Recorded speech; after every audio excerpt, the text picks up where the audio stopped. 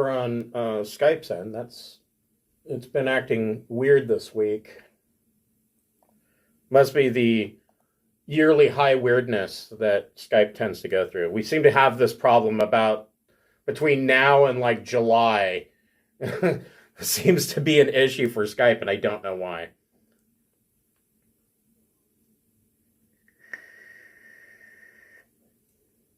So while we're waiting for Brian to get into Roll20, I will go ahead and bring us in. Welcome to Storm King's Thunder. We're going to be picking up where we left off last week, the harrowing dash out of the Eye of the Allfather. But before we get started, I'd like to thank one of our friends of the Greenwater Guildhall. It should be noted that none of these are sponsorships or partnerships of any kind. They're just people that we really like their products. Today, we would like to thank Dogmight Games. Dogmight makes beautiful wooden tabletop accessories such as DM screens. They have this thing called the player pad that's a combination dice rolling tray, dice vault. It has a spot to hold some pens, maybe even a mini, and then a plexiglass screen over the top that is etched with a character sheet of your choice. They have several designs to choose from so that you can use a wet or dry erase pen to mark down notes and hit points and things like that. They have dice towers. They have a magnitude of things. You'll never get bored searching their inventory. All of their items are customizable. They have some pre-made options. If you have an option you can, or something that you would like to do special, you can contact them. Custom-made designs usually take 6 to 8 weeks to ship from time of order. But they do have a section called in-stock items. These are items that they just made and have in stock. And those usually ship, if you want them super fast, they usually ship in 2 to 4 days from time of purchase. If you are interested in Dogmight Games, we have a code for 10% discount on everything on their site. At checkout, just use the code FRIEND in all capital letters, and you will get a 10% discount on your purchase. If you are a fan of our Wednesday night Traveler game, we do have a website via Obsidian Portal. If you're watching us on Twitch, scroll down, you should see some tiles there. If you don't see the tiles, click on my profile image and they should pop up for you. There is a link there to our Pirates of Drinax campaign on Wednesday nights. The adventure log is written in the manner of Traveler News Service articles, and it doesn't just detail what the travelers themselves are up to. It details everything going on in the region, so some of this stuff may indirectly affect some of the travelers. Other items, if the travelers do something big enough to be newsworthy, they will definitely be posted there with their antics and shenanigans. So where we left off last week, you guys had met Harshnag at Shadowtop Cathedral, and Harshnag kind of filled you in a little bit more about what is going on with the giants, that the ordning had been broken. And he suggested going to a location in the Spine of the World Mountains called the Eye of the Allfather. The Eye of the Allfather is a divination oracle, the shrine built around this divination oracle that was built by the ancient giant empire that once ruled most of Faerun thousands of years ago. When you got there, you asked the oracle some questions, and the oracle gave you some answers, and ultimately you learned at the time that the oracle said that in order to, so the things that you learned that King Hecaton of the Storm Giants is missing, and that there is chaos in Hecaton's court, known as Maelstrom, which is, you learned, was at the bottom of the ocean. And the way to get there was by using a device called the Conch of Teleportation. And you learn that the Conch of Teleportation is currently in the possession of Chief Guh, the female hill giant chief, at a location called Grudd Haug, which in giant means river mound. And so at the last minute, as you learn this information, an ancient blue dragon named Imrith busted into the oracle chamber, and Harshnag told you guys to flee and that he would hold the dragon off. And there was great rumbling, and bricks are falling from the ceiling, and you guys are running down this hallway. I think one or two of you got clobbered by falling rocks. Everybody make a perception check.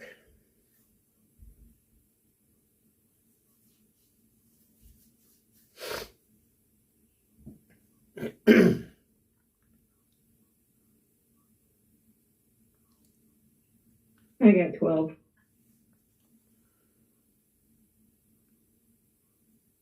Okay. 19.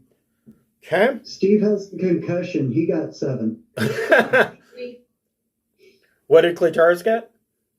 Soft 20. Nice. Zinquinol got a 19, and Weeben got a 19. So Weeben, Zinquinol, and Clitaris, you see you see two things. The first thing that you see is at the end of the hallway, this brick, and remember these are 40 feet wide, 20 feet, or 20 feet wide, 40 feet tall, is falling. The other thing that you see at the end of the hallway is these doors bust open, and a cloud of rock dust and boulders are flowing down these stairs. It appears that the Shrine of the Allfather, or Eye of the Allfather, has completely collapsed. Give me 1 second. I'll be right back.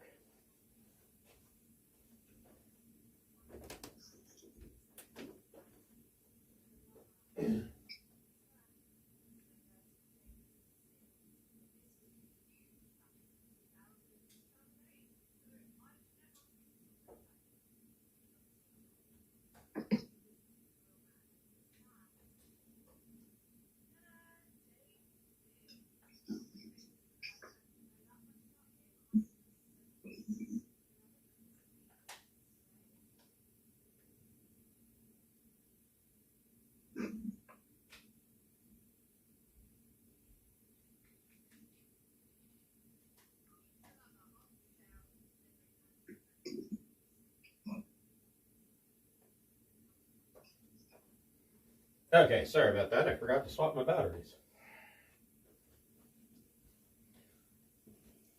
So, you see a cloud of rock dust and boulders come out of these doors, and you see some particularly large boulders running towards you. They're obviously going to catch Weeben first because they're coming from here.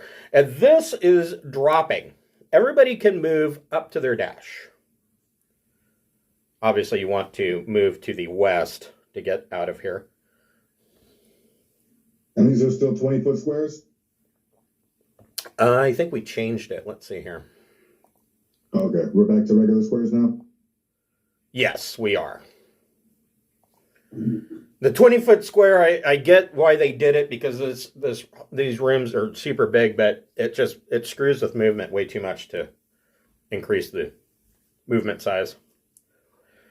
Chris, you said that our dash? Yes, you can move up to your dash. Okay.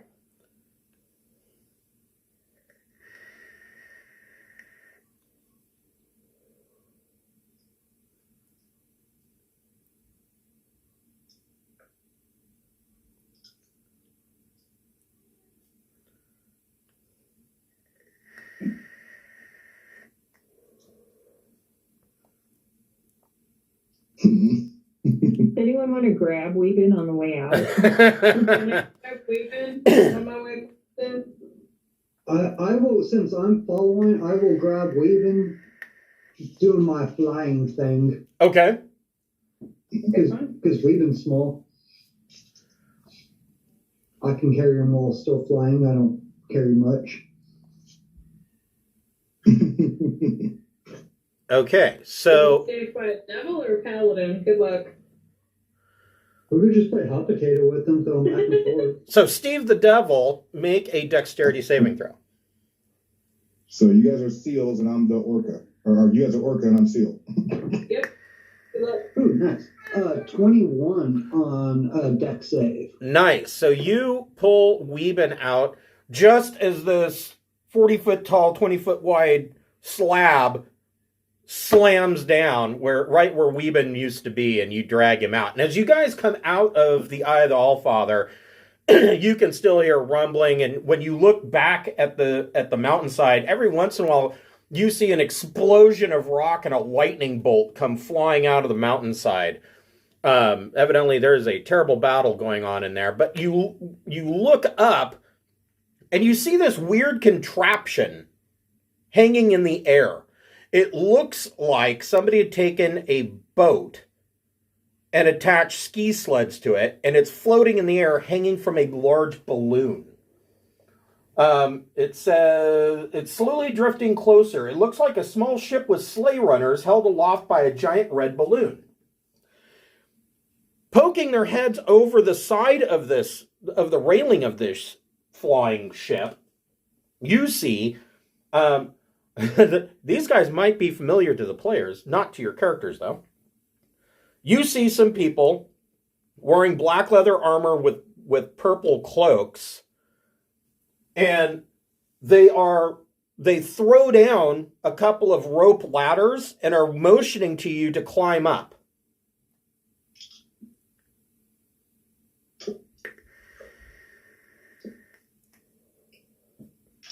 What do you guys want to do? Well, Can I detect evil on them?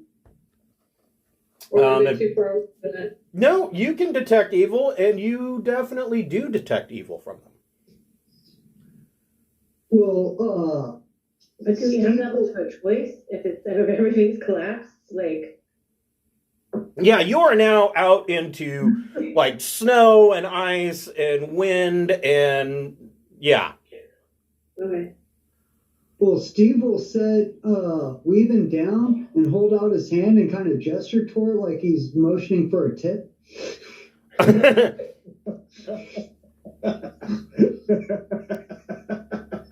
So as far as like your so Clitaris is detect evil, you're not detecting like you're detecting evil, but it's not like the scent of evil that you detect behind you in the Eye of the Allfather coming from Imrith. It's more of the self-serving kind of evil. Are we sure that she's not getting you out off of Steve since he's demanding tips for saving someone's life? Maybe she's missmelling. It could be. Wind change and she's picking it up off of Steve. I'll climb up. Well, Okay. Steve's neutral, so it's not exactly evil. That's an evil act, sir. Just practical. Get up the road. It's just pragmatic. I mean, cops get paid to save people. They don't do it for fun. You got to make money where you can. I mean, it's a tough D&D world. So Smokey starts climbing up. What about the rest of you? I'll climb up last. Okay.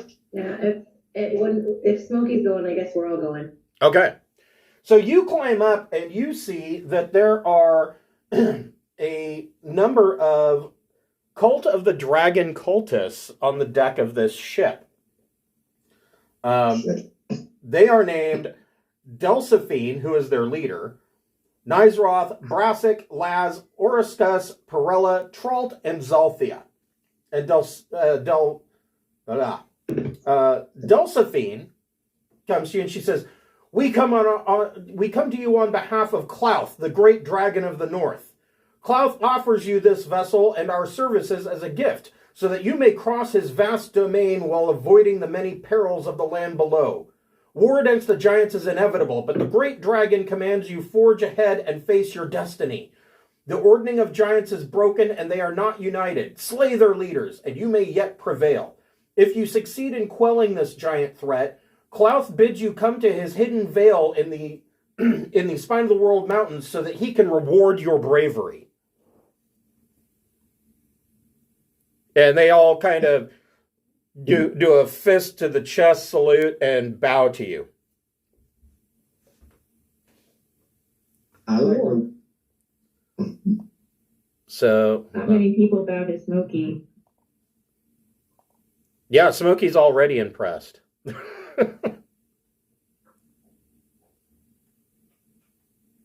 Steve plays with his fingers together like, This Minions. is the airship. So this is the top deck. Let me...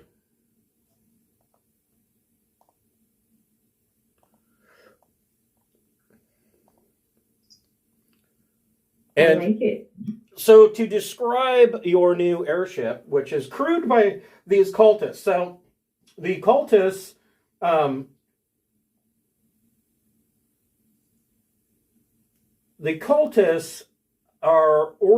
been ordered by Clouth. And you guys all know the name Clouth. He's also known as Old Snarl. The reason why Clouth, above all other dragons, especially in the north right now, Clouth really stands out because, one, he has a feat called Dual Wand Wielder. And Clouth is known for strapping magic wands to his wings and doing strafing runs.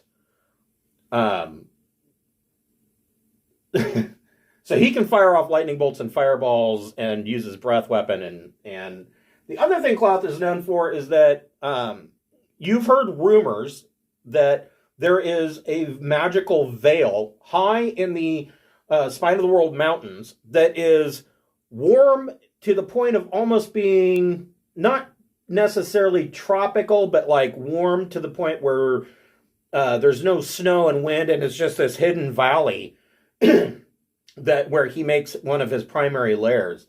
And he's also known for killing other dragons that threaten his dominion over the domain. Clouth is a major big ancient red dragon player in dragon politics. He has ordered these cultists. These cultists don't give a shit about you, is the reality. They have been ordered to take you wherever you need to go. They will man the weapons of the ship, which we'll get to in a moment, and basically guard the airship when you are off doing whatever you're supposed to be doing, but they will crew the airship. It takes 2 of them per shift to man the airship, and an additional 2 to man weaponry. And so they take shifts doing that. They tell you a couple of things that you may already know. The ordering that dictates the hierarchy of giant society has been broken by the giant gods. Their gods have apparently dissolved it. Before the ordining's dissolution, storm giants were at the top, hill giants were at the bottom. The disappearance of King Hecaton has prompted a number of other giants to misbehave, which you've clearly run into. These giants' efforts to rise to the top of a new ordering bode ill for the empires of the north currently, because the giants are just going to run rampant over little people and take over. So they kind of give you a tour of the airship. This right here in the middle is a furnace. The furnace is it's in the middle of the upper deck. It's a 10-foot tall cylindrical bronze furnace with a fire elemental magically trapped inside. A narrow hatch at the front of the furnace has a small grill through which the elemental can be seen, and the heat pouring out through the grill helps keep the deck crew warm on cold days and nights. An iron wheel on the starboard side of the furnace opens and closes a bronze valve at the top of the cylinder, which has the effect of increasing or reducing the size of the fire spilling out of the furnace. The more heat that is allowed to fill the balloon, the higher the ship can rise. On the bow of the deck, up here, is a harpoon gun. It is a spring-loaded harpoon gun fashioned from burnished bronze with iron fittings. It is bolted to the forward of the upper deck. It has a 90-degree arc of fire side to side as well as up and down, and 10 steel-tipped harpoons and a 500-foot coil of rope. It also has a winch. It is considered a ballista. Tying a rope to a harpoon, if desired, takes 1 action. In addition to dealing 3d10 piercing damage on a hit, a harpoon impales its target. While impaled, the target can't take any action on its turn other than trying to free itself from the harpoon, which requires a successful DC 15 strength check. If the check succeeds, the target takes an additional 1d10 piercing damage as the harpoon is pulled free. If the harpoon is attached to the gun by a rope, a creature impaled on that harpoon can't move farther away from the gun or increase its altitude until it frees itself. Within a gun or a creature within reach of the gun's winch can use its action to reel in a harpooned creature, pulling it 20 feet closer to the gun. On the rear of the ship is a standard ballista. Same 90-degree arc of fire up and down, left and right. Let's see, where is 4? Down below decks, number 4 is the propeller hatch. A wooden door behind the furnace area 1 on the upper deck pushes open to reveal stairs leading down to the lower deck. The porthole windows are latched shut from the inside, and each porthole is wide enough for a medium creature to squeeze through. At the foot of the stairs is a steel hatch bolted shut from the outside with 2 horizontal sliding iron levers in the adjacent wall. One lever is labeled thrust, the other direction, both written in common. Behind the hatch is a steel-walled compartment that holds a magically bound air elemental. The air elemental powers the aft propeller. Moving the thrust lever to the left opens valves that allow wind from the air elemental to spin the propeller. Moving the lever to the right closes the valves and the propeller stops turning. Moving the direction lever to the left or right causes the propeller to pivot in that direction, allowing the ship to turn while the propeller is operating. And then 5 are crew quarters. Looks like you guys will probably have to double up. And 6 is a storeroom. Storeroom is packed to the ceiling with crates of rations, barrels of fresh water, and casks of dwarven ale and fine elven wine. Enough food to feed 10 people for 100 days. So you have a little bit more than 10 people. I would say you probably have enough food for 50 days. The crew quarters, each of these cabins has a door that can be bolted shut from the inside. A door can be broken up, and each room has a footlocker that has a partition that divides its interior space in half, with room on each side for one person's clothing and personal effects. Atop each desk are a sturdy lamp, a dragon chess set, and playing cards. So the airship is capable of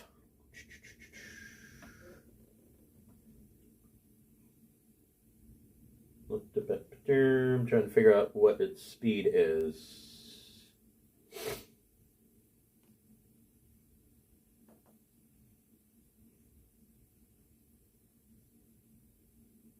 I guess they don't want to tell me.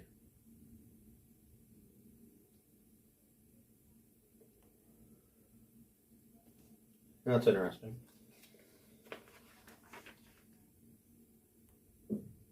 Is there anybody else that's like below 5 foot in this party other than Weeben? So everybody's like super tall? Well, we were just looking at the measurements on it. The lower deck's only 5 foot tall. Yeah. So everybody but Weeben's hitting their head. Yep, you're going to have to duck. So I remember taking a tour of the replica of the Golden Hind. And yeah, that tracks. You go below decks. And I was, when we toured the Golden Hind, I think I was only like 14 years old, and I had to duck going through doorways and walking below decks. So yeah, that's normal. So this is your new airship. And there's a picture here of what it kind of looks like from the side. And at the very top of the balloon is a crow's nest that can be reached by climbing up the rope rigging around the side of the balloon to get up to the crow's nest. This is clearly a dangerous act. So The crow's nest.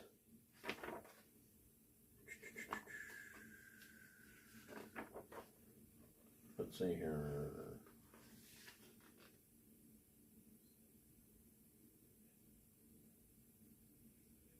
It's a DC 10 strength athletics or dexterity acrobatics check to climb the rigging to get up to the crow's nest.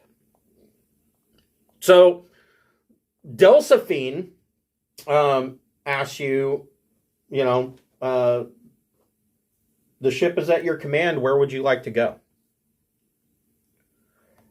To Grudd Haug. All right. And so she sets the crew to task, and they set a course for Grudd Haug. I want to go up in the crow's nest. Okay. Steve's going to go up to the crow's nest, but he's going to go flying. Yeah, that's probably a good idea. Zinquinol, make your choice, either dexterity athletics, or I'm sorry, strength athletics or dexterity acrobatics, DC 10 check.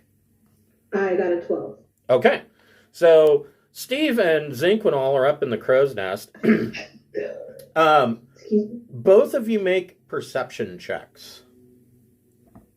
I also want to secretly plot how to free the trapped elementals that run the ship. So if you free the trapped elementals, the ship can't fly. Well, I know, but once we're not on the ship anymore, I'm less concerned about that. Wow. So, when we get where we're going and the ship has landed so that we can get off of the ship, then I'll free the elementals. So to free the elementals, all that would really need to be done is to cast Dispel Magic on the furnace and the propeller, and those elementals would be free. However, if they go free, they'll go berserk, so then you're going to need to banish them in order to send them back to their individual planes. I think I can banish. I don't know about Dispel Magic. Yeah, I can banish them. But until the banishment is done, they're going to attack everybody they see. Sure. So, it's up to you, right? The whole, slavery thing. Yeah. Steve rolled a 13. Okay. I got 11. Okay. So, Steve, you point out to Zinquinol. Persuasion, Zinquinol. What was that? I think Zinquinol rolled persuasion, not perception. Oh, did I? Oh. JK, thank you. I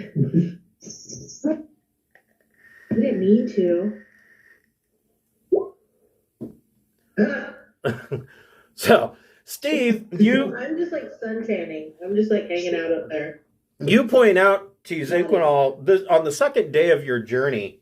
So the Delphine tells you guys it's probably going to take about 4 days to reach Grudd Haug, which is way less time than it took you guys overland. It's practically been a month. Spring is starting to sprung, and it is more of the wet season rather than the snow and ice season that winter has brought to the Sword Coast.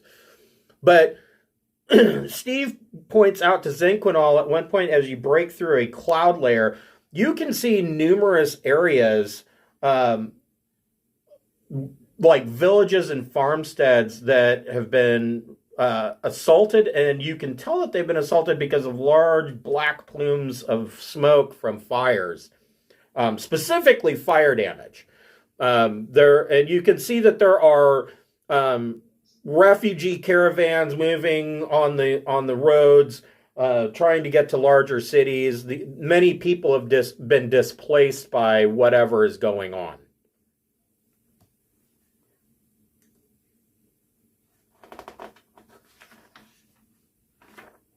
On the fourth day,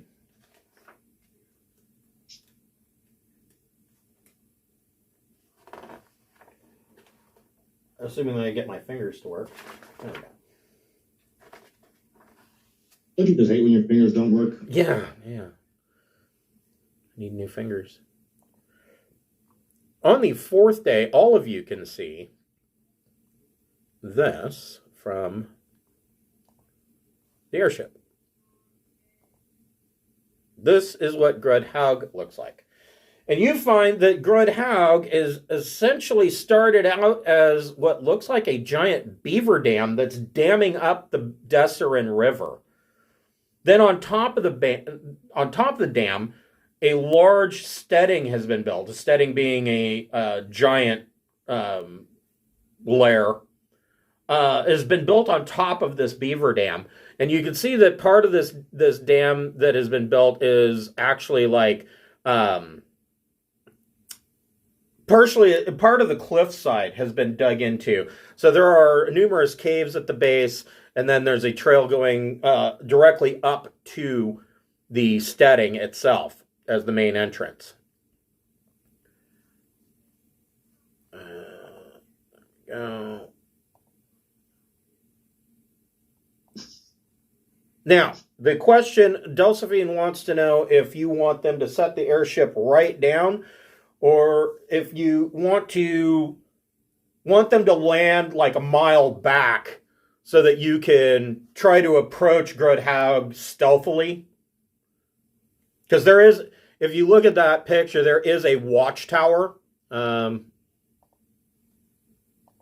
the northwestern side. There is a watchtower, and I mean, this is an airship, so if they drop too low, probably within about a mile of Grudd Haug, the Hill Giants are going to see you. So she wants to know what you would like the crew to do. I want to sneak up. Weeping is all for the sneaking. Okay. So she sets the airship down about a mile away from Grudd Haug, and you make your way to the steading of the Hill Giants.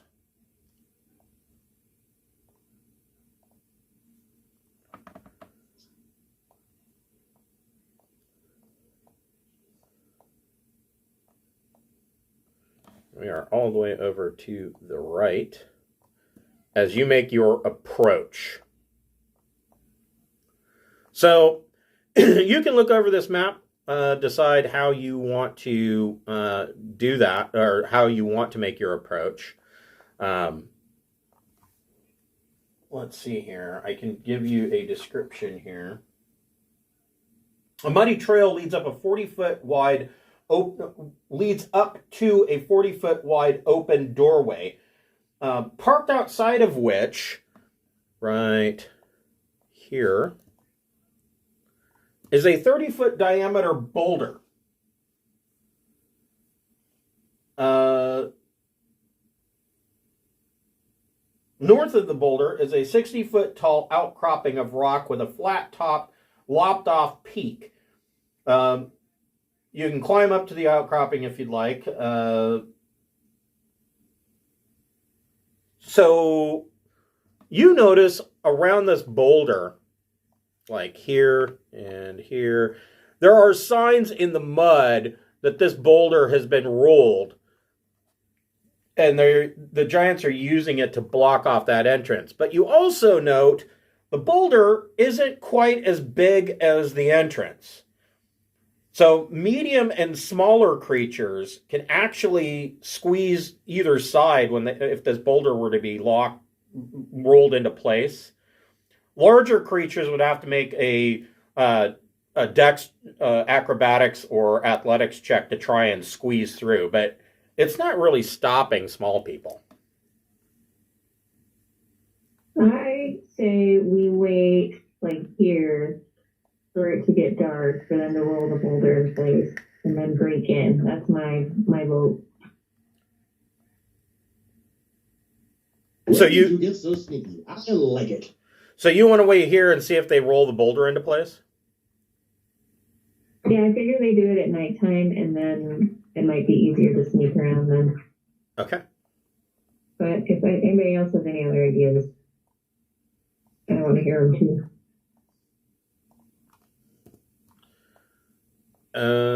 Okay. Weeping emphatically agrees with this plan and tries to convince the others it's the best way to go as well. Okay. So I'm looking off is it a lake Are those docks? There are docks, and that is actually not a lake. It is the Desserin River that the giants have dammed up with Grudd Haug. Not there. Because I can, maybe I'll swim in. Finally make my breathing underwater Tritonness useful. Yeah, you could do that. You could wait under the docks and spy until nighttime too, if you want. See if I overhear anything. Yeah. Yeah, I can do that. I like that. So you kind of set yourself up in the trees and kind of keep an eye on the entrance. And you set your shifts like you normally do making camp. But you've all succeeded on long rest, so you have all hit points and spell slots. So don't worry about that. But at no point during the night do they roll the boulder over. And it's now coming back to morning. What the shit? Okay, should we bust in while it's dark then? And everyone's probably asleep?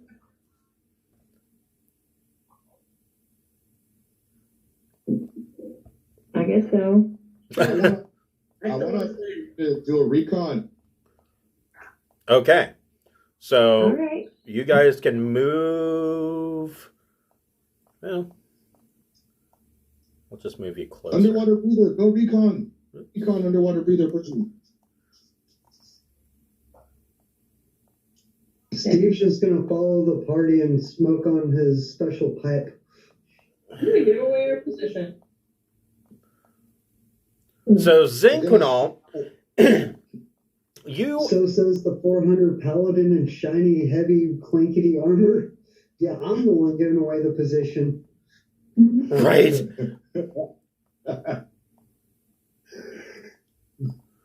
We're just gonna have an argument as we walk up to the door. So Zinquinal, you swim to the docks. Is that your plan there? Yep, I'm hanging out underneath the dock. Okay, go ahead and make a stealth check with advantage.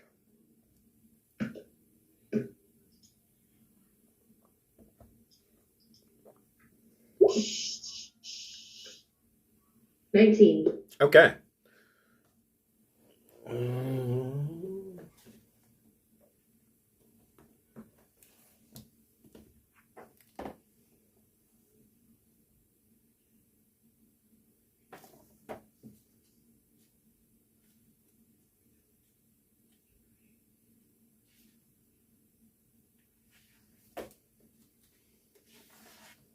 It's funny, I got all excited about giant lairs and opened to the wrong page. So standing out here, you see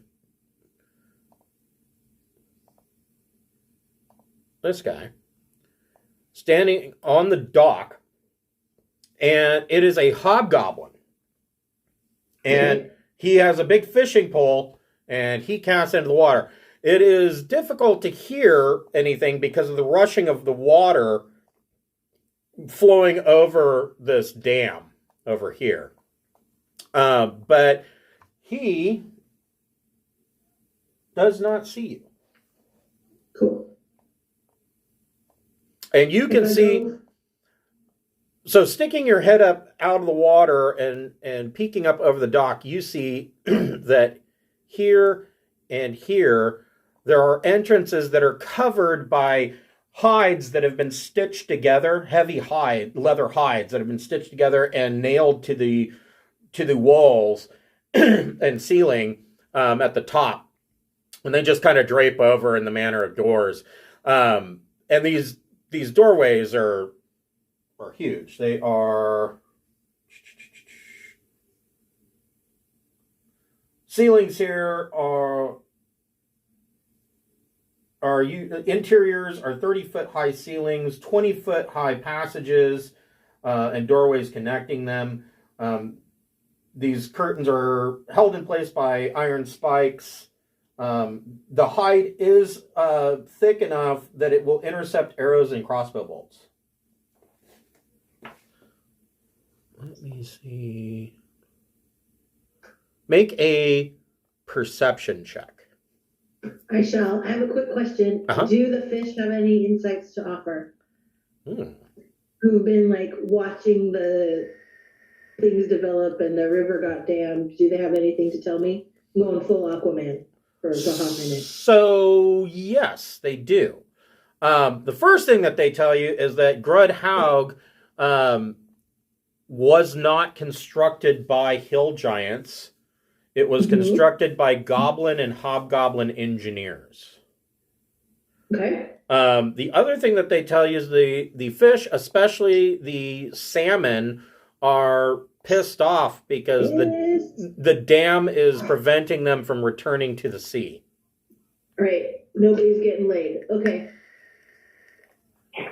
So, Perception. Zinc, make a perception check.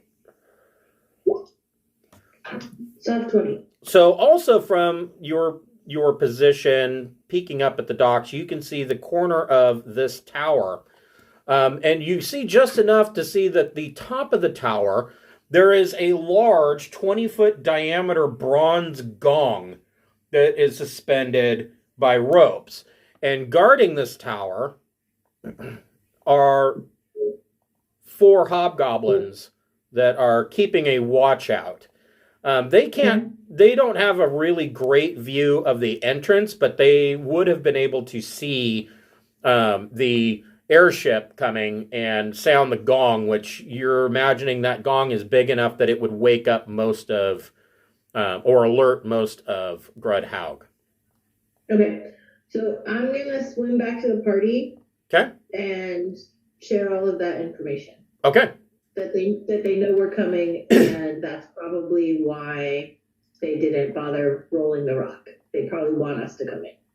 Okay. So you can go ahead and move your token back to the party. Glug, glug, glug.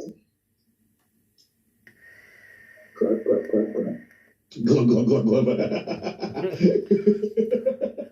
So Zinc comes back and tells everybody, what she's learned. We've been expected. Meanwhile, Weeben, you were talking about wanting to do some recon. What would you like to do? Well, I liked the Triton recon already. That was pretty solid. If they're expecting us, that's gonna get tricky now. What are you doing, computer? Stop that. So it's still like early morning or like or dawn? Yeah, it's like 5 o'clock in the morning. It's pretty early.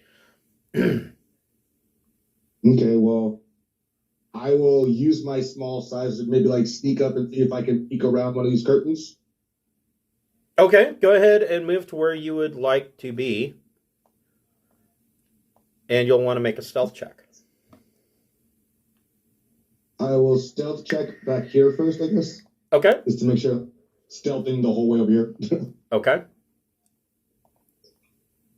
Since it's low light, do I get advantage or no?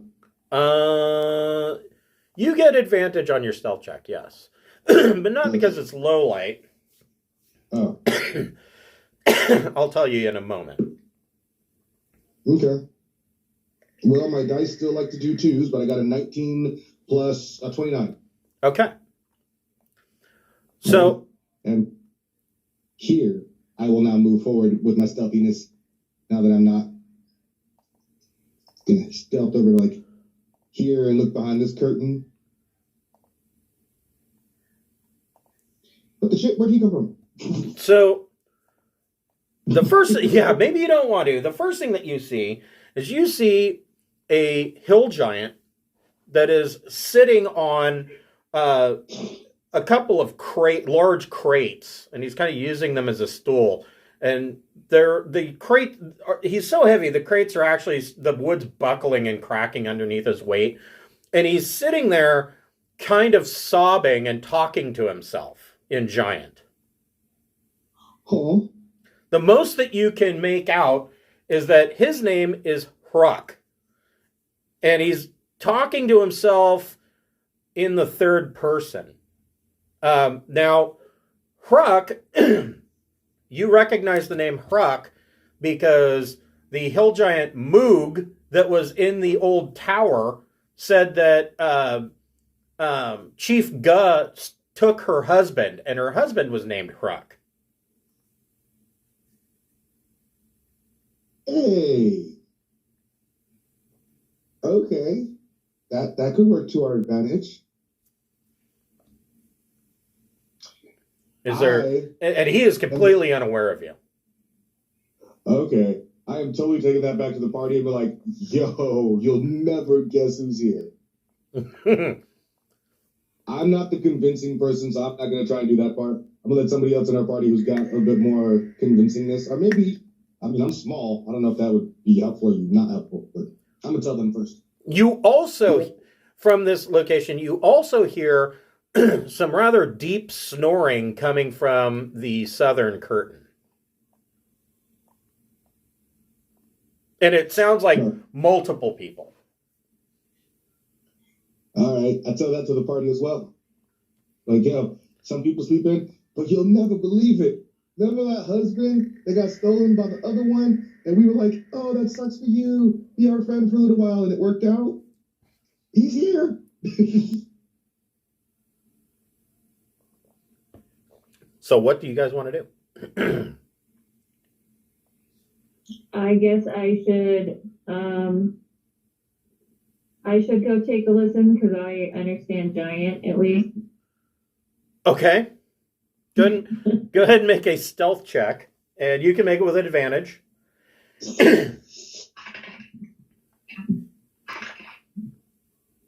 Wait. That's not good. Okay.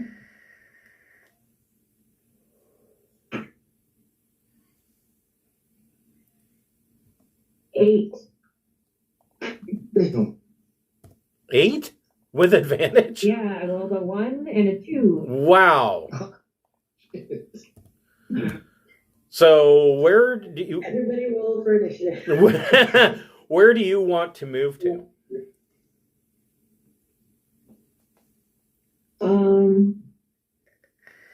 Like here and peek around, I guess. Okay, so you peek your head around the boulder, and Hruck perks up and says, "Who there?" And from the curtain you hear, and they keep snoring. And Hruck, hold on a second. We know your girlfriend. It's okay. Hold tight, little dude. You might not be suspicious because I'm like goblin too. Yeah, you're goblinoid, yeah. Yeah. And you didn't really sneak.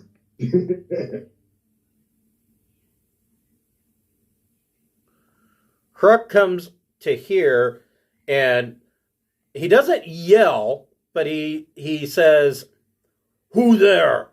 I saw something move." What was his girlfriend's name? Moo or something? Moog. Say, I'm Moo's friend.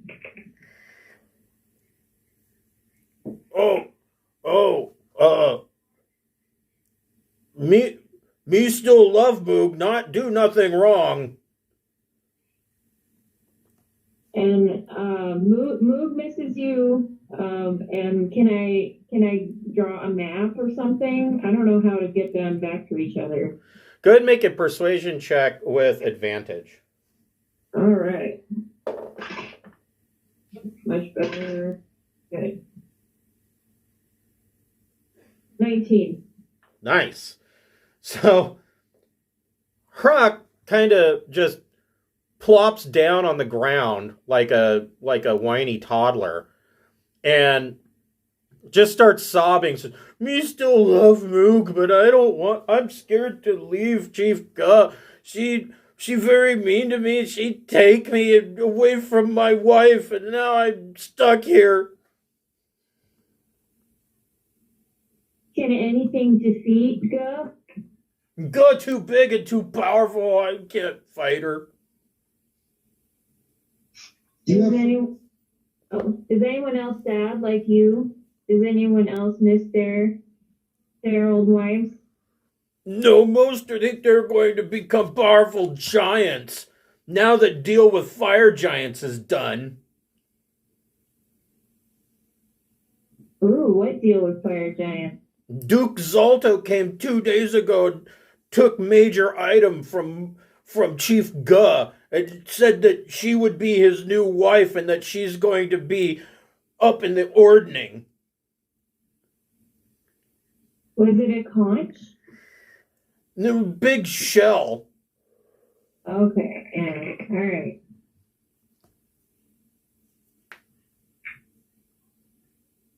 He So said, he's scared if he leaves that Guh's gonna like come hurt him or something? yeah. He's Okay. scared to defy Chief Guh for a couple of reasons. The first reason is that he says Chief Guh is so powerful. And two, that if he leaves Chief Guh, that if he leaves and goes back to Moog, that hill giants won't be moved up in the ordning, and that hill giant kind is going to be kind of ruined once again. Because remember, the original ordning, hill giants were at the very bottom. And so Chief Guh's plan and all the hill giants that she has, all the males that she has kidnapped or brought to her as her mates, she's promised them that hill giants will be moved up in the ordning and that they'll have a say in things and that they're going to be politically more powerful. So, he worries about his people. Hruck's not a terrible guy.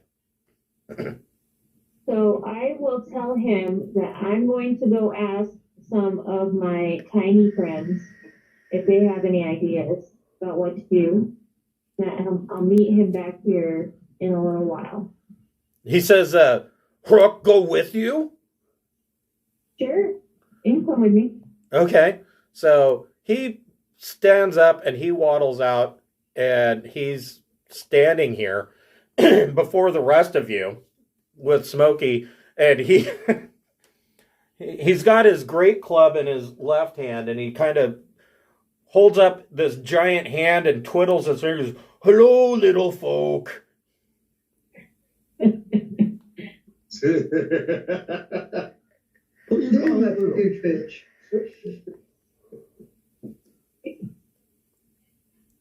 All right, so I'll tell everybody in common what's going on and see if we can figure out a plan.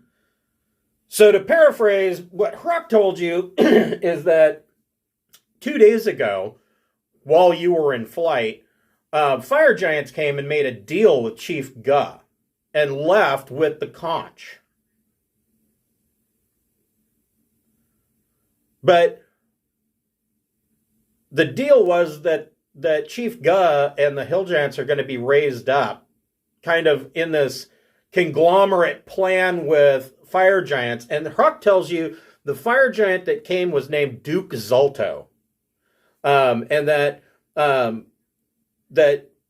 Chief Guh agreed to whatever diplomatic overture Duke Zalto made and agreed to give up the conch, knowing that if fire giants move up, then hill giants will too. Chief Guh is still a major threat to the region, even without the conch. So there's that too. Okay. Maybe we could just tell him that we'll take care of Chief Guh, or I was wondering if there's a way for him to help sabotage something with them, but they're giants. They just like bash shit with their clubs, right? They don't have anything too advanced going on. that Yeah. they can mess with. Hill giants do two things. They bash things with clubs and they eat. As long as Chief Guh's alive, he'll never be with Moog. Okay. So he, Well, as soon as you say that, he perks up and he goes, I don't know that Moog will have me back. Does she even still love me? And he starts sobbing again. Oh, Moog was crying when we met her because she misses you so much too. He says, really? Yeah, that's how it was. He says, you take care of things with Chief Guh if I go back to Moog? Yeah. I think we can handle it. Well, maybe this guy can talk the rest of the mills into going on like a hunting thing. Like, hey, come look at this. So he can clear out the dungeon so we can go in and take her out and don't have to mess with anybody else. See, that's a good idea. There you go. What So- tasty things would make them want to go? So Hruck tells you, he says, oh, the reason why I out front guarding front doors because there's a fire giant still inside and Hruck's scared. Okay, yeah, fair enough. So we got a fire giant and some fat chick to kill. Oh, that's tall order. Yeah. And Zinc already has told you there are hobgoblin minions. Oh, that's the other thing I was thinking. Hobgoblins and goblins are not very good engineers, are they? Actually, hobgoblins are fairly amazing engineers. They're like military. Oh. They're like the military corps of engineers as far as they're very militant. Goblins, on the other hand, if you give goblins duct tape and paper clips, they'll make something. And it may or may not work. If it does work, it's pretty amazing, but not, so much. Well, I had the wrong idea then. All right, never mind. So the fort is going to stay intact pretty much no matter what. This guy seems kind of low status. I have a feeling he'll probably die if we try and make him fight. Yeah, we could just tell him that we'll take care of things here and give him like some sort of map that he can get back to Moon with. Okay. I got a potion of growth that does a 1d4 hours of growth that we could give to the big guy and make him even bigger. Oh, maybe he'd stay and fight then. And it says 1d4 hours. I mean, that's quite a while. Yeah, that's a bit. Okay. Who is the best persuader? Or does it have to be me because I speak goblin? Giant.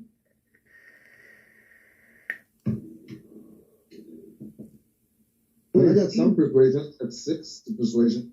But Doris has 10. You guys got maybe I'm only 4. Does anybody else speak giant though? I don't think so. Okay, shit. It's probably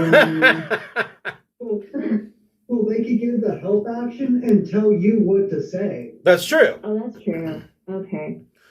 All right. So health is like advantage. Yep. So it actually counts. It cancels out because you would have disadvantage at the idea of him going in. So it's just going to be a normal roll. Oh, I got an at 20. All right. Well, that's good because he got a whopping 4. He says, "You make Hruck big." We make Crook big. How much bigger does he get with the potion? So if you give him the potion, he's going to go from huge to gargantuan. So he's going to go up another size. Yeah. Well, it's hard to say. So when you ask if he'd be bigger than Guh, his response is, "No one is bigger than Guh." Okay. We mean taller, I guess.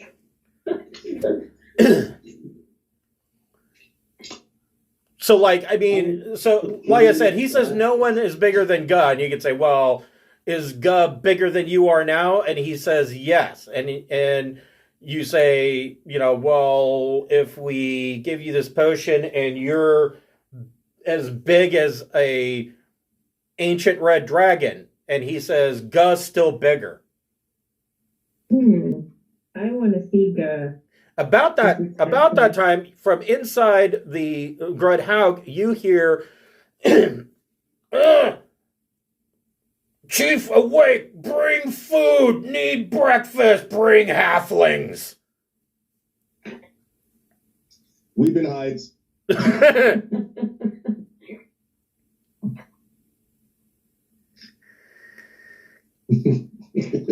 So let's hand him the potion. Okay. He's gonna fight with us, maybe? Yeah, he says if he quaffs the potion and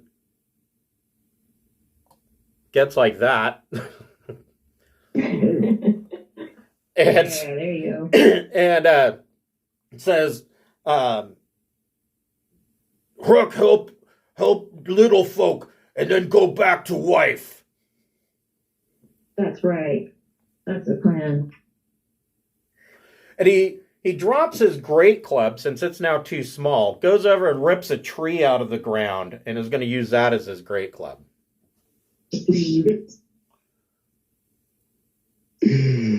Glad he's on our side. He tells you that in this southern room, there is another entourage of a tenuous alliance that Guh has made with the Ice Shield Orc tribe. And that is their barracks. There are Ice Shield Orcs. So he holds his finger up to his lips and goes, "Be quiet going in entrance. Don't want to wake orcs." Or he could just knock them all out. Hruck, go in and fight orcs if you want. Hruck don't like orcs. They mean. Okay, are we gonna attract attention if we fight the orcs, though? Should I ask him to put the boulder in front of the place? Hey, that's a great idea. Do that. Okay, so yeah, he comes over here and with one hand palms the boulder, picks it up, and sets it in the middle of the entrance. So moving through this entrance is now considered difficult terrain. And I will...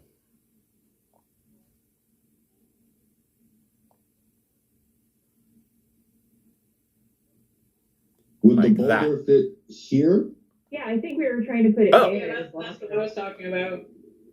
Yeah. He fits it right there. And now orcs are tripped. You don't have And to he didn't even wake up the orcs. Next couple weeks, it's fine. Didn't wake them up. He didn't even wake up the orcs. You can tell why Moog likes him. Hruck evidently has a gentle touch. Oh my. So cute.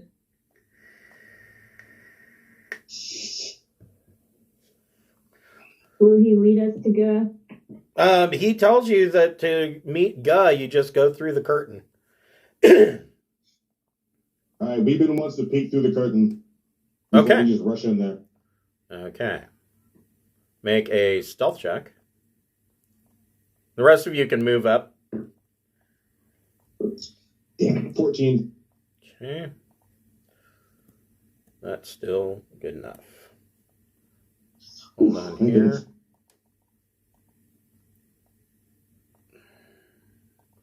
Need to zoom out so I can get all of this in one shot. Let's see here.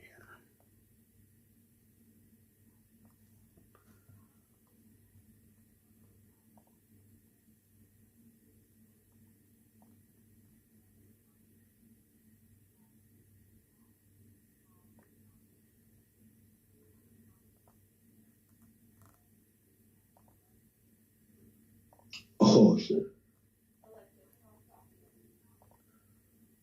Wrong button.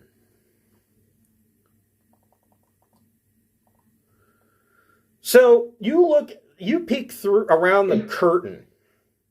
A couple of things you notice. There are 4 male hill giants in here that they aren't even wearing their loincloths. These male hill giants are clearly part of Guh's mating brood. There are a number of ogres. So there are 4 hill giants. There are 1, 2, 3, 4. Oops, this guy you don't know about yet. There are 4 ogres in here.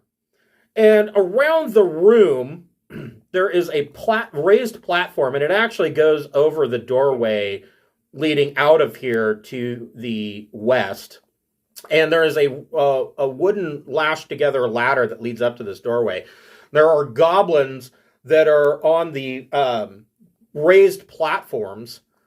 And Hruck whispers to you, he says, well, goblins build platform because too many of them get stepped on by giants.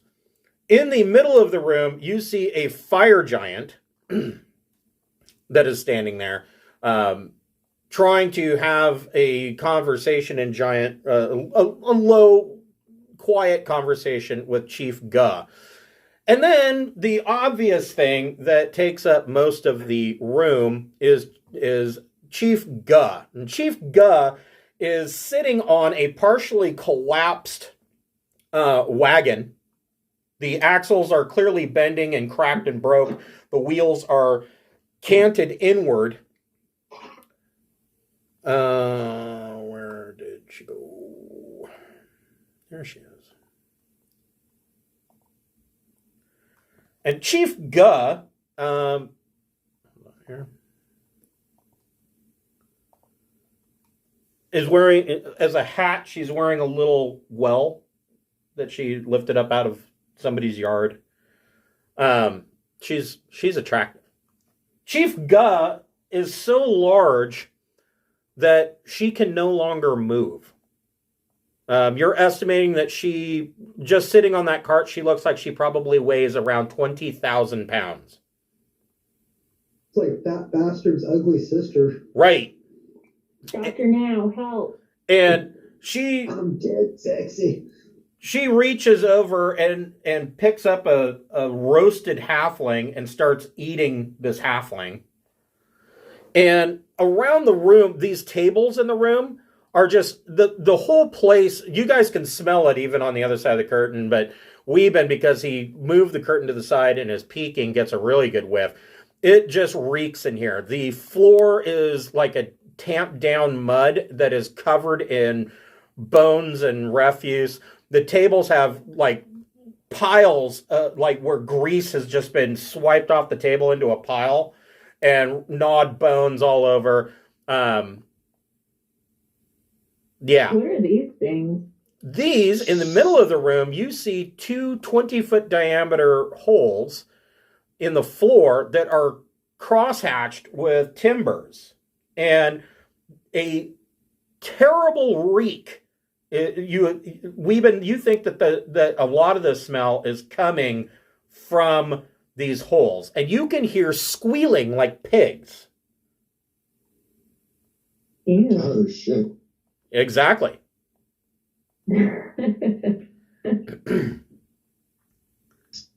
Ew. I tell the party this while trying to gasp everything that I just took in. And I say, it's not going to be as easy as we think it's going to be. That's what we like to make iron run. Somebody should light the railings on fire, the walkway. Just an idea. Light this whole place on fire and run. I don't know if it's made of wood or what, but I know the railings that the things are walking on are made of wood. Yeah, the top half, this part of Grudd Haug is made of damp timber and mud. Oh. That ain't gonna light on fire. So it would have the building itself would have advantage. Like if you were to cast Fireball, it would have advantage to not ignite. Well, the walls might not catch on fire, but it sounds like it'll make a nice kiln. Right. Are we going to try and surprise, or are we going to just bust in and...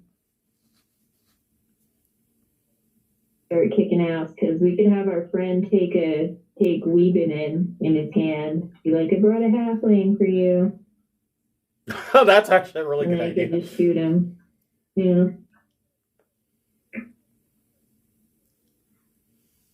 Yeah, that's actually a great idea. So we're going the Leroy Jenkins plan, huh? So I can control water. Can I pull all the water out of the wet wood?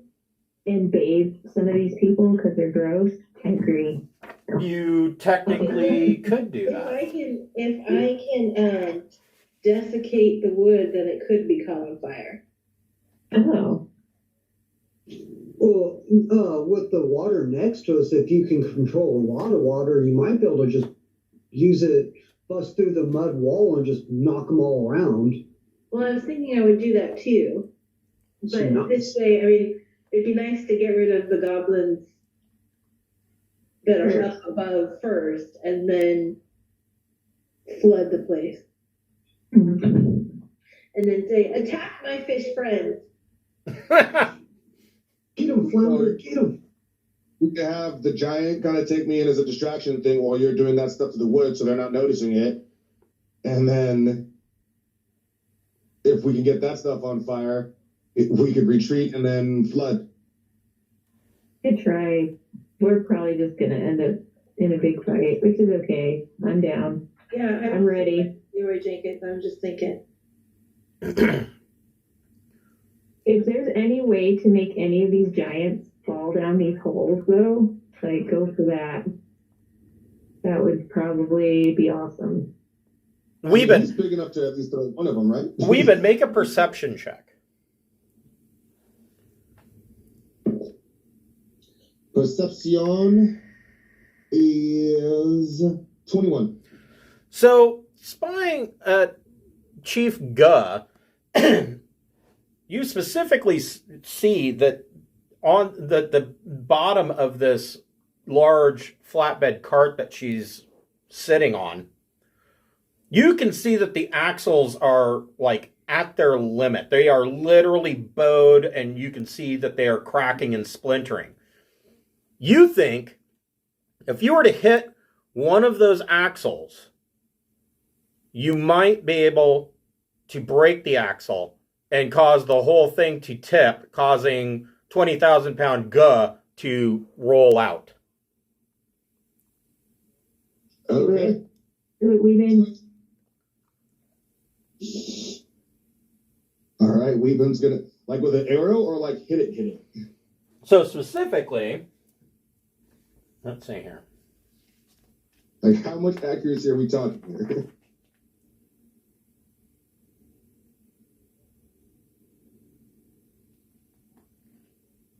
Would like an Eldritch Blast be what we're talking here?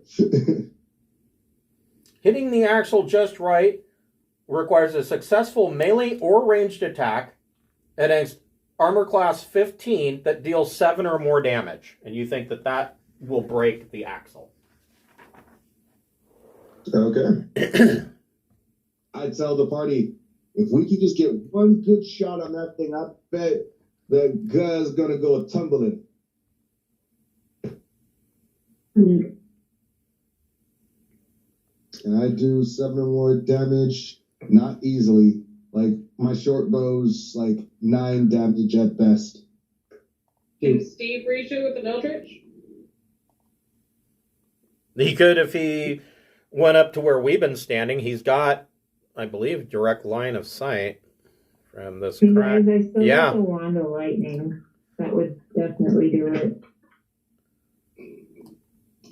Oh, yeah. Wand of lightning would do it, yes. Then we don't need a sneak or any of that shit. I just waltz in and go, Hacha! So do you still want Hruck to carry Weeben in and start things off by doing a fastball special with Weeben? I don't know. Fastball specialty at the fire giant. Okay. Distract them just enough so you can lightning Guh down into the get her stuck in the hole. Just to give a heads up, if we end up dropping, there's a bunch of lightning and crazy wind happening right now. Oh, So yeah. if we just disappear.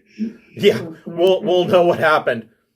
So, Croc. Or having life You're not condition. supposed to use the wand of lightning in real life, Smokey.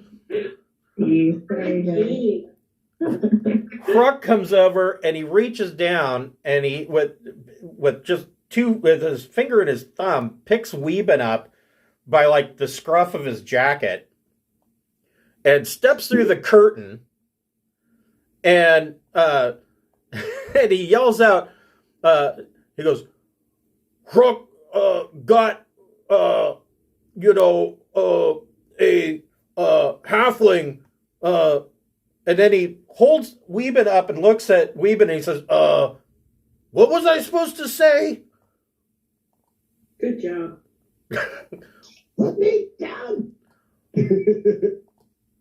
And then he says, oh, right. And he throws Weeben at the fire giant.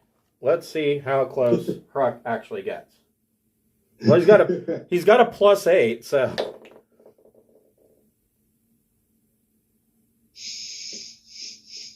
Oh, that's not good. So he only gets an 11. So Weeben misses the fire giant. Wow. I got to see where Weeben ends up.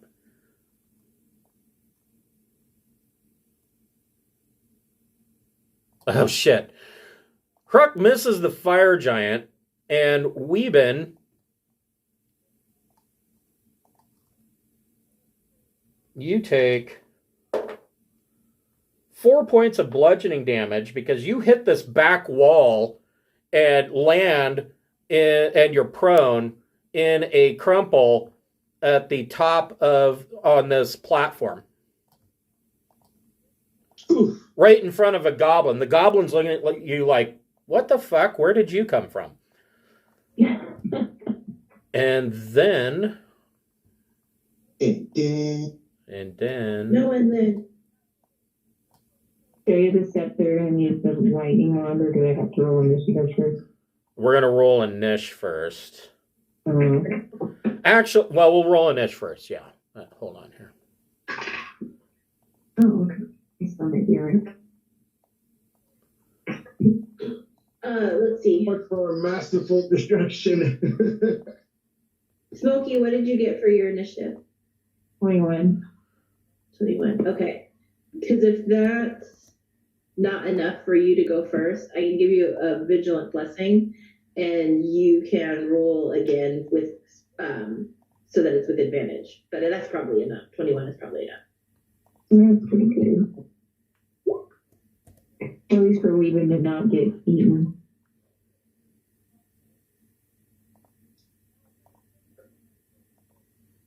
Okay, so you should all be on the initiative board now.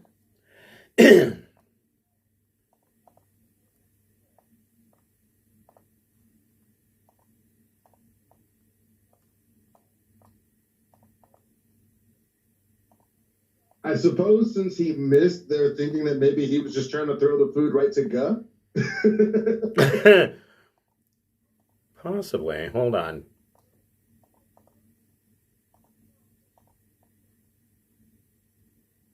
And by the food, Okay. I mean...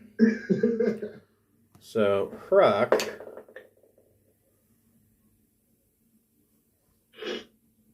Croc got a big old 15.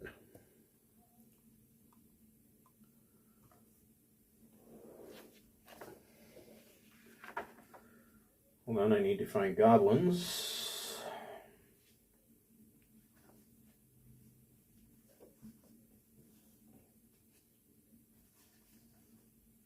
This is going to be such a clusterfuck. I swear. Dude. Gobbies got a 9.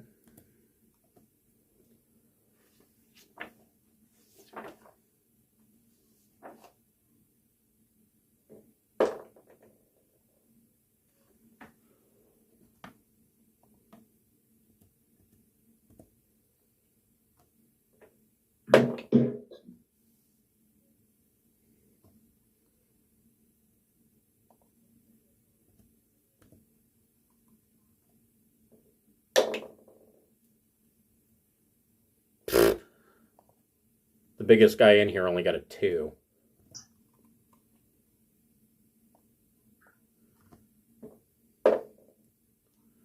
And oddly enough, with dexterity 0, Chief Guh still got a 19. You know, whatever. Between Cletaris and Zinquinol, which one of you wants to go first? Cletaris can go first. Okay. 1, 2, 3, not it. What was that? I said not it. Oh, well, all right then.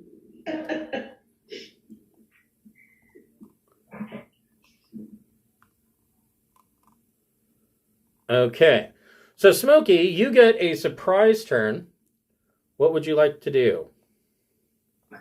You know I'm gonna line myself up with the axle Okay.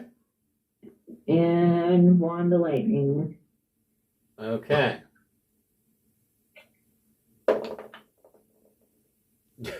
It's going to take all 8d6 worth of damage. Okay.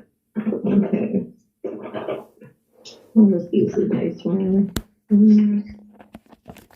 Does God take any of that lightning damage too?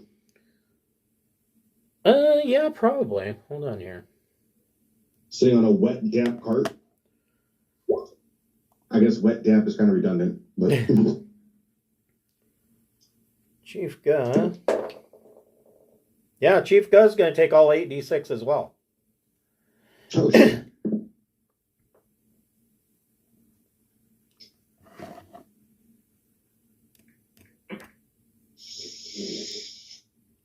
Yeah. 24 total? Yep. Well, that's actually a little disappointing. But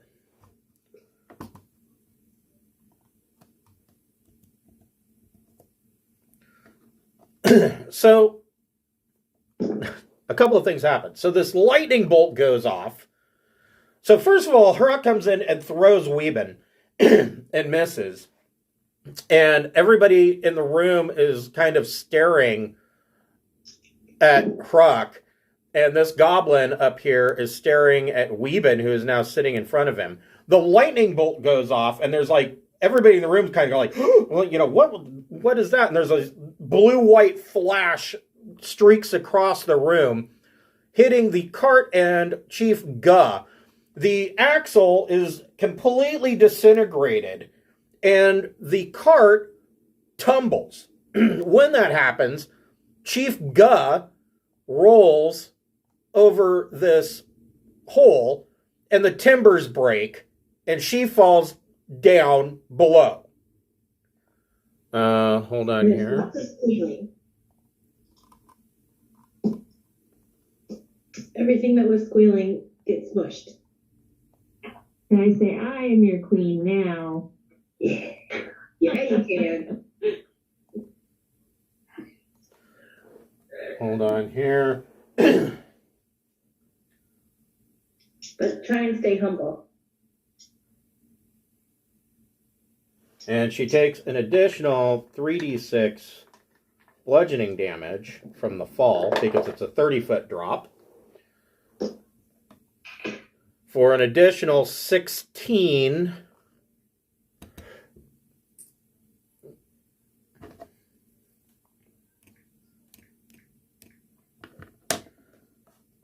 and from below, you hear a crashing sound of these timbers breaking, and you hear Guh go, "Ah!"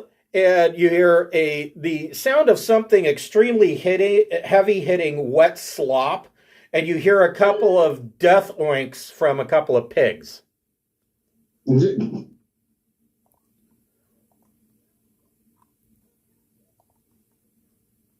And so Chief Guh is off the board. When she rolls, out of her fat rolls, The conch isn't going to be all slippery, is it? Ew. yes, out of her fat rolls slips out an extremely wet and unarmed goblin that was trapped in her fat rolls, and he flops out of her rolls as she rolls off, and he's sitting on the ground, prone, panting, trying to get breath. He's evidently been stuck in her rolls for a while. You're free. Join our side. Yes.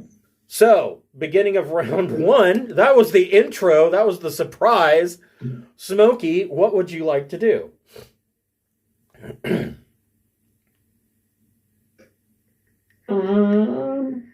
was quite an entrance. I guess I want to. Oh, and when she falls down in the hole, Hruck holds up his tree and starts yelling, "Hruck, biggest hill giant now!" Yeah, he sure is.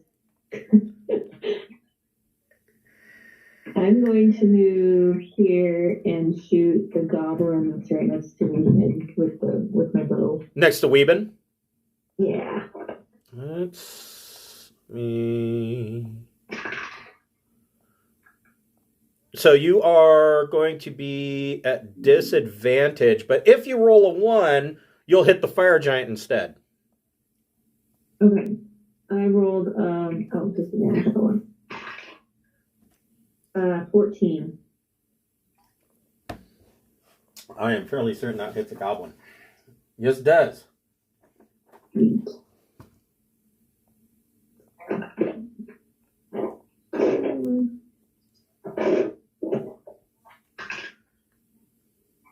For 4 points of piercing damage.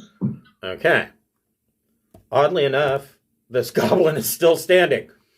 And he's like, "Ow!" Second attack.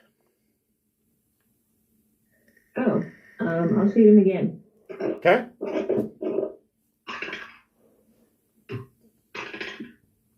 Go full Vaxelia on her. 13 to hit this time. That is a miss. Damn it. Okay. All right. Anything with movement, bonus action? Do you want to cast a bonus action spell? I'm going to put the Hunter's Mark on Fire Giant. That's probably not a bad idea. And I think I can move a little bit. He's pretty much the biggest bad in the room at the moment. Okay. So moving where you're at, Smokey, you can hear there's a wooden well, I mean, it looks like a palisade, but it's actually just a wooden portcullis here that can be lifted. They're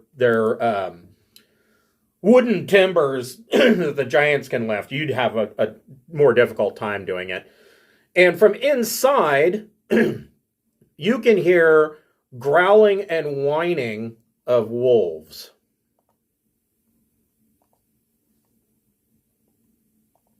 But they are locked up. Okay. Cleitaris, what would you like to do? I think that's a hobgoblin. That's a hobgoblin, correct? This is an ogre. Ogre. Good enough. I'm gonna go fight that guy. All right, go for it.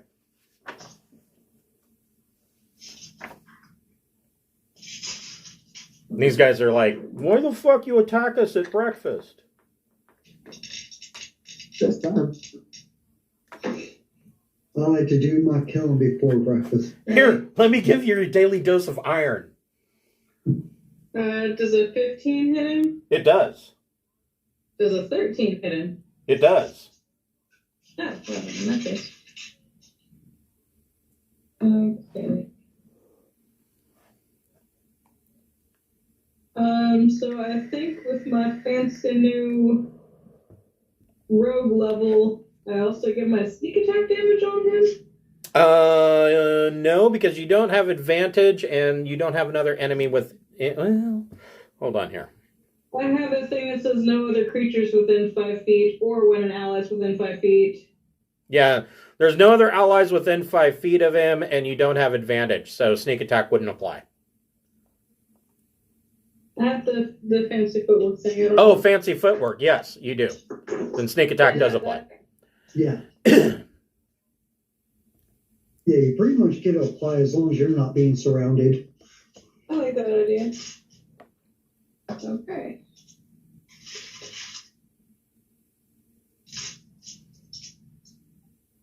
So first and second.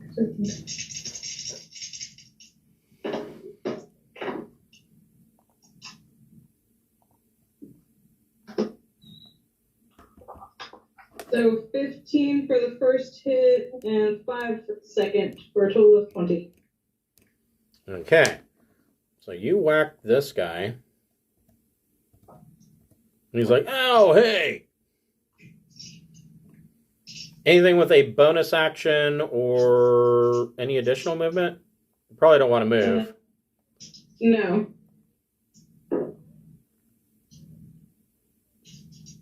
Nothing else. Okay.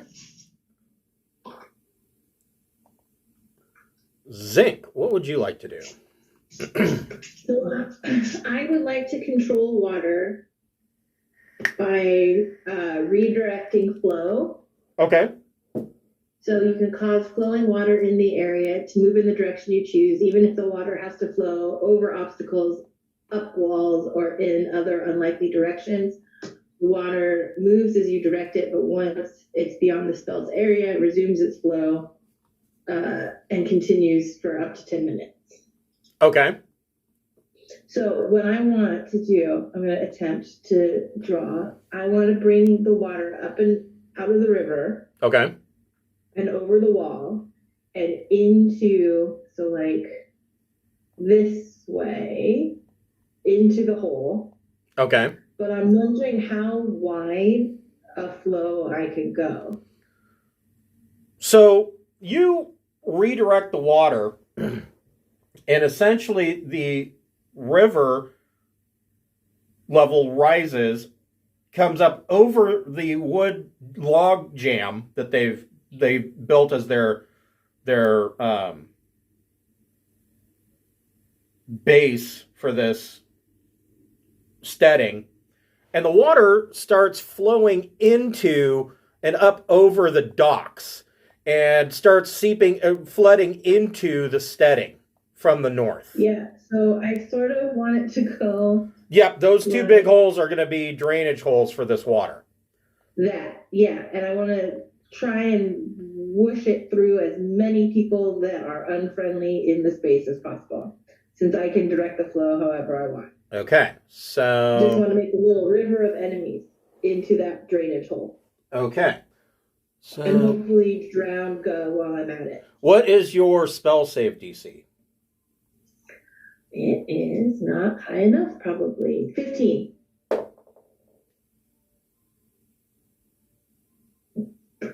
Okay. So these two ogres get caught in the water and are swept into one of these holes. Hold on here. And quietly to myself, I'm going to make toilet flushing sounds. The hill giants, let's see. Because of their size, I just rolled 2 nat 1s. Yeah, because of their size, they also go down. Their feet go out from under them, and these 3 hill giants get pulled by the water down into the hole. Okay. Go Zinquinal. I think you're going to win this single-handedly. And what about, these 2 goblins also get swept away. Fuck yeah! 3 goblins get swept away. Wow. Oh. Whoops. Okay, and when they're all in there, then I want to end the flow so that I mean, do I have a sense of how deep the hole is? So make a perception check. Because I want them in there and drowning, but I also want us to be able to move through the space without also drowning. So your perception check, you could hear the water draining into this hole, and it sounds like a waterfall. These three tables to the north, the circular table to the north, they are all getting washed downstream towards this hole. These torches or braziers are now out. And you can hear this waterfall going down into the hole, but it is starting to sound like, rather than the water hitting wet slop at the bottom, it sounds like the filling of a bathtub. Whatever's down there is filling with water. Okay, so then I'm going to tell what's his face, our giant friend, to like cover the hole, just because I don't want anything coming out of it. Or is it deep enough? Do I know with my 23 that nothing's going to climb back out of the hole? Yeah, you're pretty solid that even if something did try to climb out of the hole, it's going to have a problem because there's this torrent of waterfall coming down, dropping 30 feet. Right. I'm just trying to see if I can turn the water off now, because I want my party to be able to walk around the space as needed. Right. Yeah. You can push the other big guy down the hole before sealing it. Yeah, totally. So on your next turn, you can either stop the flow of water, or you can alter it in some way. Cool. Anything with a bonus action? I think I'm good for now. And did you want to move at all? Yeah, I'll step into the space, like just a little bit. Okay. I'm really hoping that those orcs are like, boy, does it sound like it's good we're not in there. We're not so mad about this rock after all. Hruck steps over here and looks at the male hill giant and says, "You go back to wife," and swings his tree great club.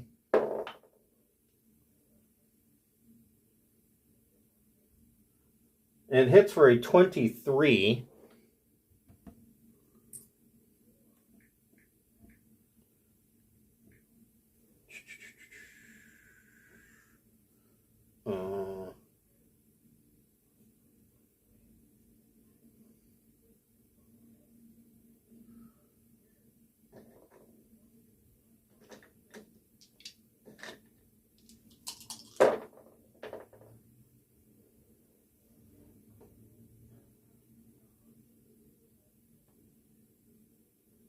For 19 points of damage. And then hits him again.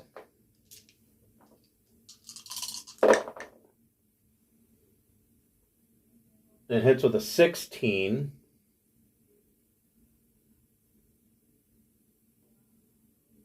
For another 13 points of damage.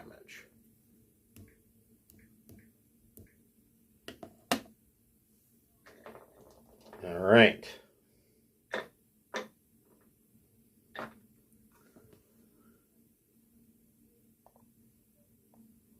Give me 1 second. I'm going to get some more water, and I will be right back.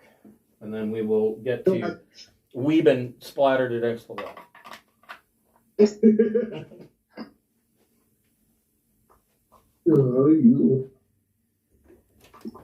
I must say, that was an epic turn.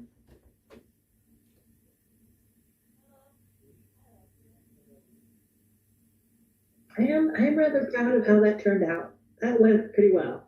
You should be. That was epic. Mm-hmm. MVP Zigwano. I just got to figure out like how creative I can get with directed flow to catch other people. Just wipe them all out. Yeah, that was really fun. That's true.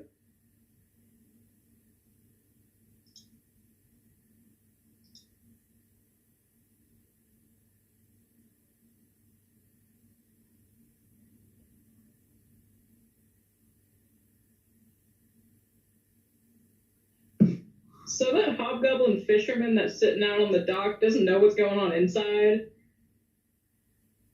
He's not having a good day. He's in someone getting fired. I was actually thinking about making a dash across to try and take out the gong tower, so that if there's any other like troops around, they're not notified. But it might take me too many turns to get there, so I don't know.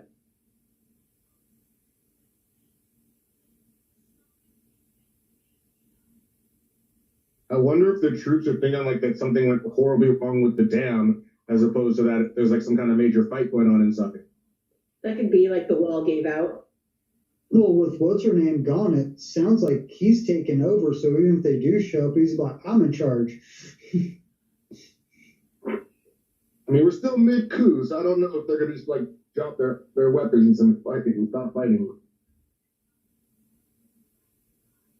But isn't there a hierarchy of whoever's the biggest is in charge? It's true. But there's still the fire giant there, so maybe right now they're like, oh, well, he's pretty big. Yeah, I don't know. Let's find out.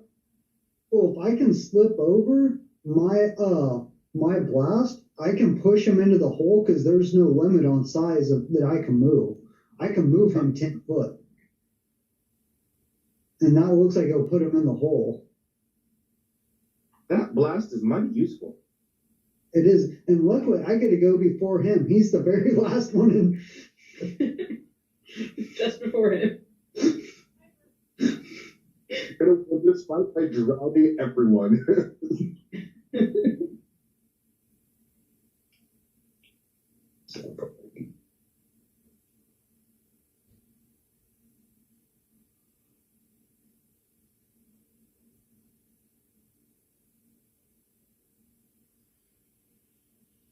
Is that wall able to withstand all that water for long? Like, just barely catching range of them. I feel like if I can control the flow, then I can make it go up and over. Ah, that makes sense, yeah. As opposed to pushing through, because it's not the natural river flow. So That final destination water. yeah, I'm going with yes. It's doing exactly what I want it to, so it's not breaching the wall, like pushing through it. It's going up and over. Like, I loved the first Final Destination because, like, almost everything was plausible except for that one point where the water was just, like, up the wall. Like, wait a second. Yeah, except for now, You know I what? can never drive behind a log truck ever again. I have never been able to drive behind a log truck. Right? Seriously. And there's a lot of them up here in Oregon. It makes it dangerous. I know. But they're scarier. Like, having lived out in the country up there, like Estacada and in the gorge, there's a ton. But they're almost scarier down here because down here, no one knows what they're doing. Like and it's not logs, but it's like timber. And then I just don't have enough faith. Like those guys that have been working lumber for the last 40 years, like they know what they're doing. But down here, it's a little, that doesn't look tied on enough. I don't see a red flag. I love how all of us that have seen that movie basically is like, yep, absolutely not. Okay, sorry about that. Weeben, So, what would you like to we do? all just said our love of how Final Destination put a pair of log trucks into us all. Oh, yeah, completely. I've always been a little sketchy about him. Alrighty. So you can use half your movement to stand up if you'd like. Yes, that's exactly where I was going with that. Is use half my movement to stand. Okay. And You still have this goblin right in front of you. I do. And it's something, he's right there. I don't have to move anymore. Just gonna, like, hey, you, and bash him or stab him. Okay, hold on just a second.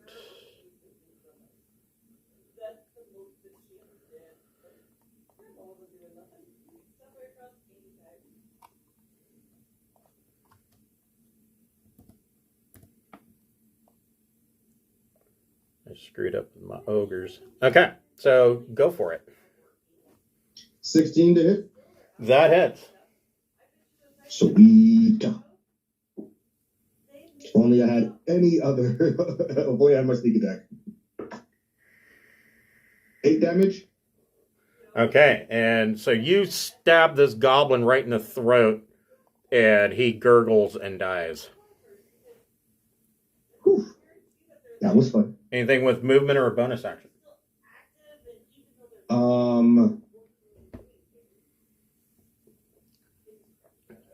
With a bonus action, I wouldn't get sneak attack. Damn it. Not worth it. Damn it. Cannonball special put me far, far away from all the things that give me a sneak attack. How far is the drop down? 20 feet. No, okay. 5, 10. I only have another 10 feet of movement left. I'll just throw a dagger at this one. Okay, go for it. Because that's about all I can do. 24 to hit? Yes. Oh, sorry, 22, but I'm sure it still hits. Oh, yeah. Okay. And a dagger is just a D4, right? Yes. And then I get my dex to that? Correct. Okay. 6 damage? Okay. Wow, this guy kind of wishes he was dead. He has a dagger sticking right in his chest. But he's still up. That's it for me. Okay. I guess I could close the gap. Let me close the gap. Okay. Try and get closer to him. Yeah? I'm 10 feet. Okay. Ogre. Well, obviously this ogre is going to swing on Cletaris with his great club.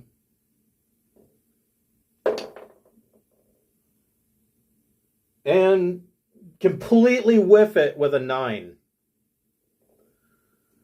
Let's see. I scoff at him. This ogre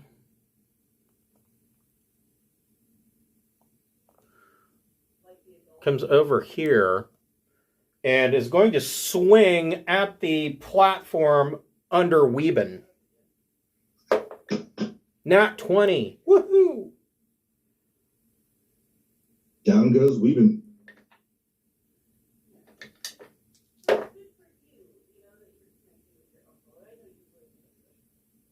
So 13 points of damage to the scaffolding. The scaffolding, you see this great club smash through the scaffolding. Weeben, make a dexterity saving throw. Yeah. Oh, seriously, Weeben. Or, huh? yeah, make a dexterity saving throw. Never mind. Okay. Dexterity saving throw is 10. Weeben falls, taking 10 points of bludgeoning damage, and falls on his butt and is prone again in front of this ogre. I am tired of being thrown and falling. Right? This is now there's a big gap here. Let's see here. Do I have more ogres? I think you got rid of the rest of the ogres. Ogres? I got an ogre slaying dagger. The goblins. This goblin laughs and shoots his bow at Weeben, but he's at disadvantage because Weeben is prone. And so he misses with a 6. Whew. This goblin is going to shoot his bow at Zinquinal.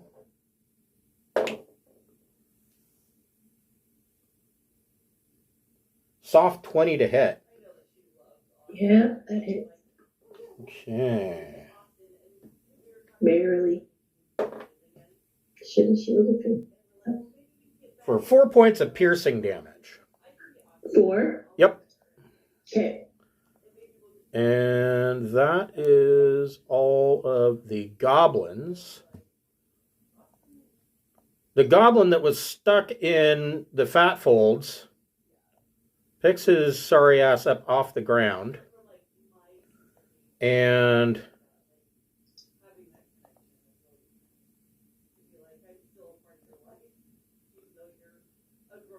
run. Well, he's gonna do the whole thing. He's like, I'm the fuck out of here. But Weeben, you can make an attack of opportunity on Snark the goblin as he runs past at disadvantage because you're prone. Okay.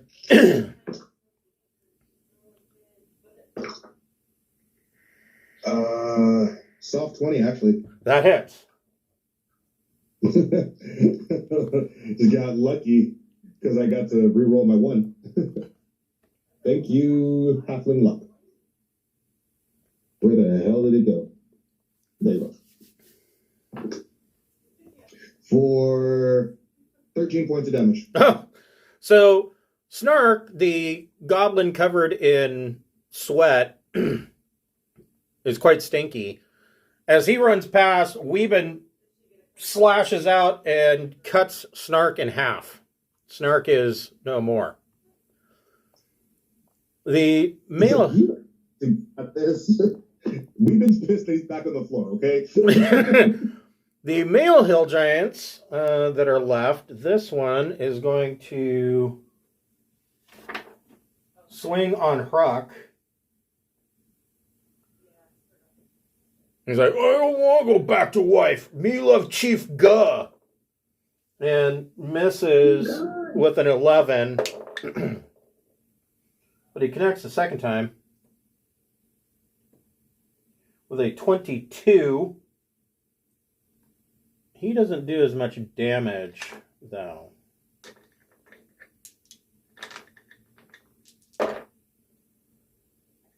For 15 points of damage.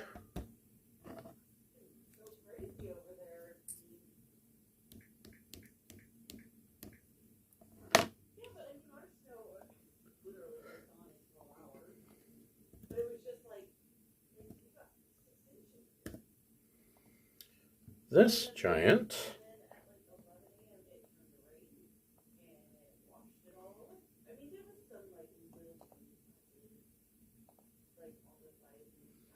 is going to run over here, but Huck gets a attack of opportunity.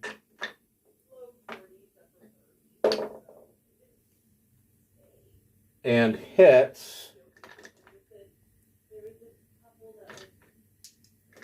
for 3d10 plus 5 damage.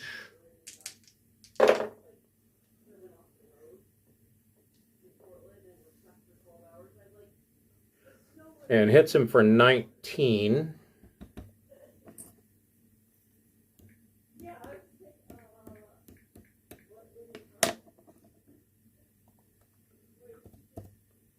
And this hill giant is going to swing his great club on Clitaris. Well, he'll do one swing on Clitaris and one swing on Zinquinal. I'll spread it out.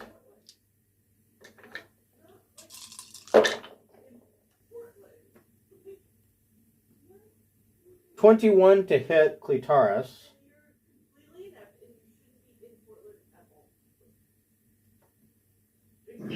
What did he get? 21 to hit. Yeah, that hit. Ouch. For 23 points of bludgeoning damage.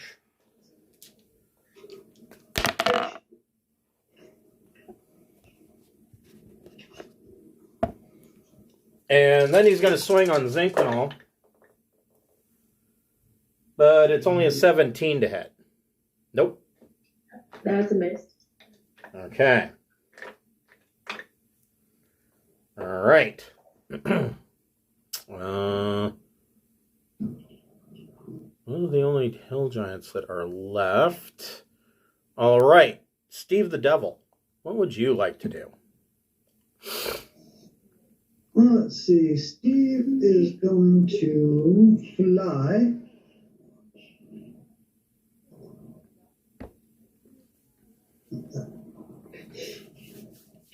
I can find the symbol. Oh, it's close enough. It's definitely. Leave me alone, what? It's the part. It's like wings. There's the wings. Alright. Well, now I got death mask and wings. I'm happy. So I'm going to fly up as high as I can over here. Okay. Yeah, there's 40-foot ceiling in here. Oh, that's pretty good.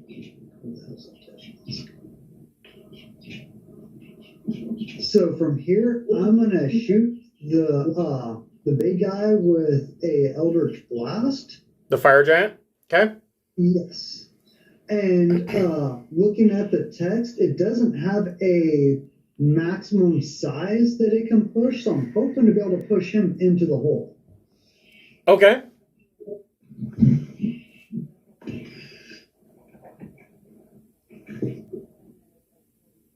First blast. Ooh, 19 plus 6, 25. That is a solid hit. How much damage?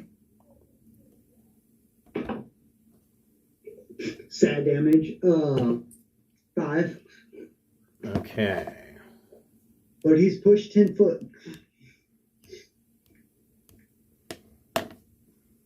I'm hoping with the running water, flish. Yeah, he goes right into the hole. Yeah, he's going to take 3d6 bludgeoning from the fall for an additional 9.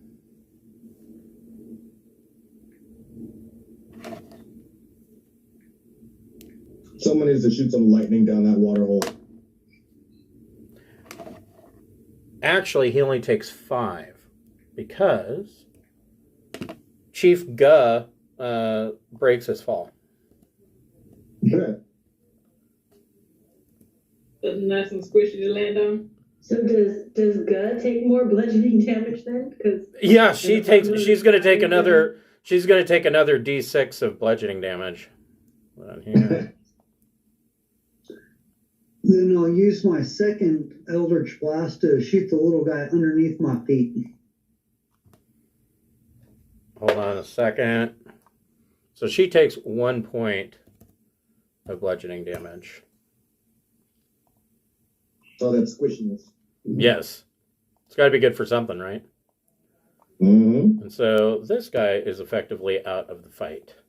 And then who are you going to shoot the next Eldritch Blast at?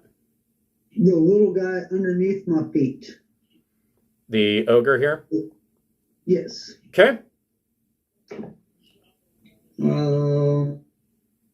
15 to hit. That hits. 7 damage. Okay.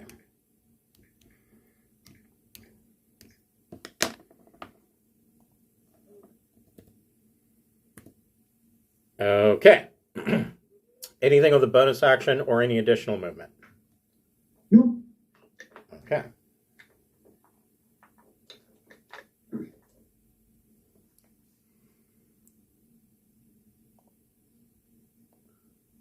So, hold on here.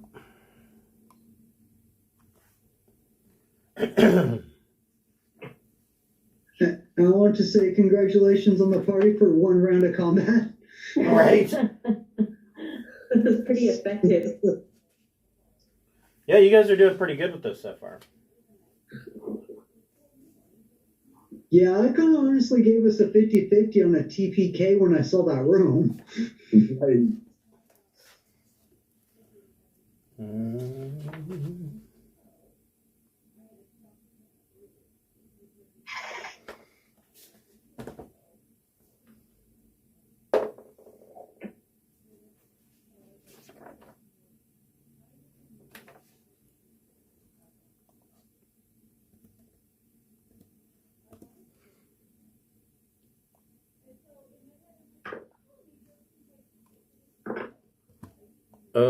Okay, Smokey, what would you like to do? I'm gonna move right here, so I should have a clear line of sight to the ogre standing over Weebin. Okay.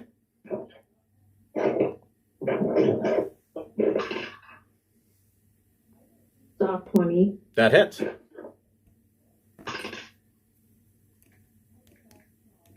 For 8 points of piercing damage. Okay. So if you wanted to, you could, as a bonus action, you could move your hunter's mark from the fire giant to this ogre. If you want to do extra damage. Yeah, I probably should do that. Okay.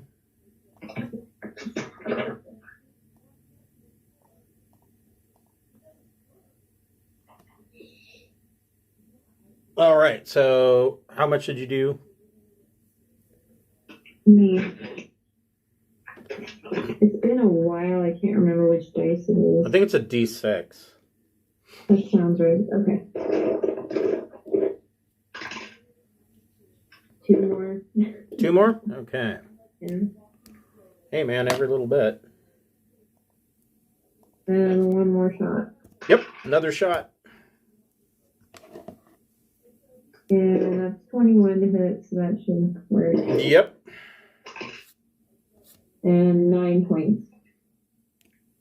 Okay. This ogre now has 2 arrows sticking out of him, but he is still up. And did you want to do any more movement? I'll move. Just a little ways, yeah, down there. Okay. Cletaris, you have an ogre and a male hill giant. Which one of them do you want to attack?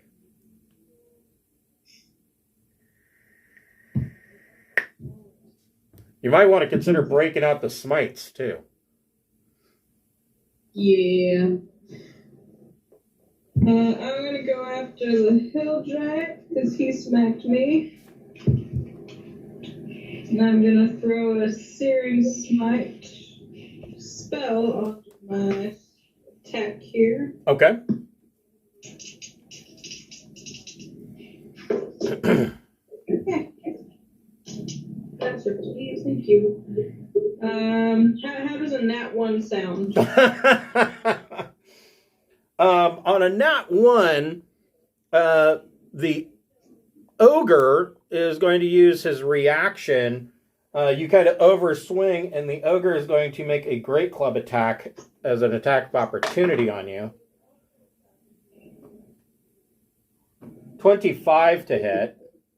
Yeah, that is.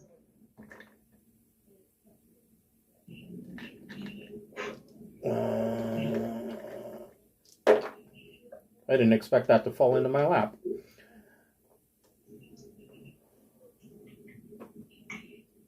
Did you get too overconfident? For 9 points of bludgeoning damage. Oh. But you still have your second attack. Phew. And you're not prone, so you're not disadvantaged. How's a 9 sound? You just Roll missed. a 2.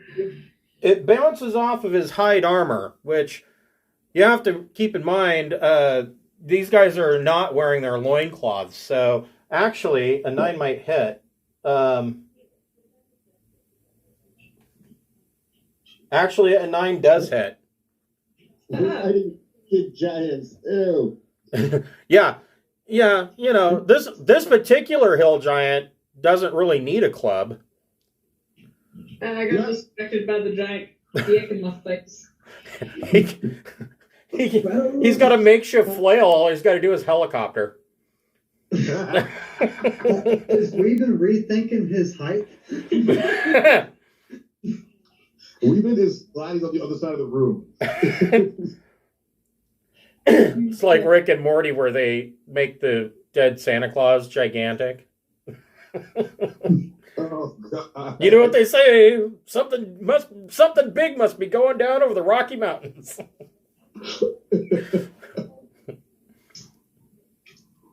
Okay, so I got my Series Smite spell, I got my attack, and I'm throwing another Smite on there because fuck that guy.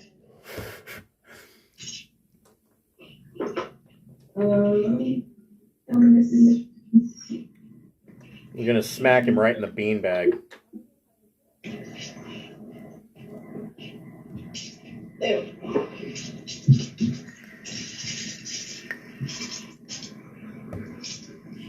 And no sneaks on this one. Actually, sneak attack does apply because Zinquinol's right there. Someone needs to have like what is it? Flurry of blows. Because of the extra footwork. Okay, so What kind of special sneak attack do you have? all of it. She took fancy footwork. So with all my shit, 36 damage, and he's on fire. God damn. Nice. Okay. So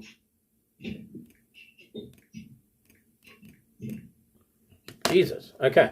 So he is on fire.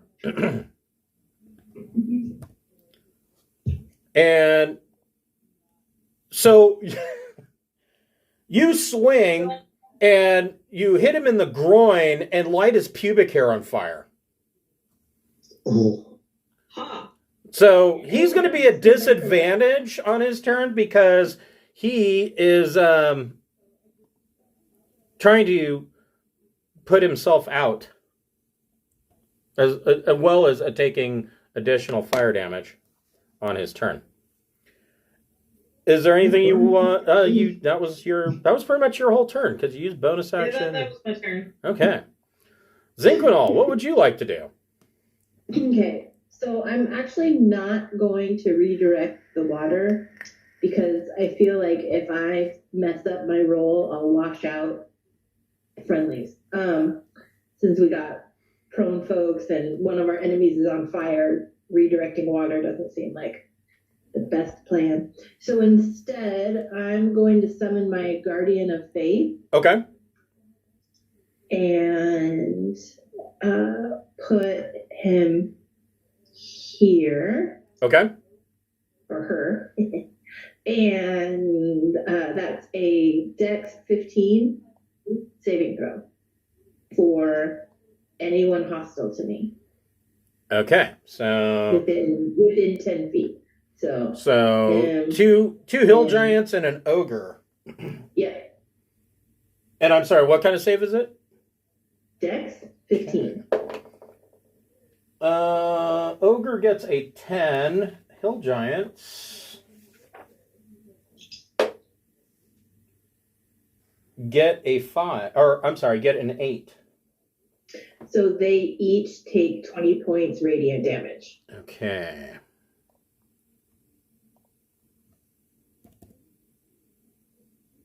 And then my guardian can only deal 60, so she evaporates. Okay. After they've gotten that damage.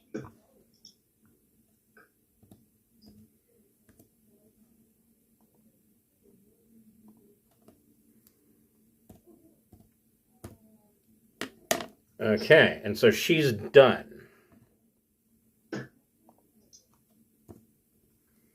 Okay, anything with a bonus action and or movement? I will So if you also summon my spiritual weapon. Okay. And who's looking worse? This guy's not looking good at all. Let me see. Okay. What's the ogre look like? Ogre's looking the worst. All right, then I'll focus on trying to take out the ogre. Okay. So he has a spiritual weapon on him. That hits. Okay.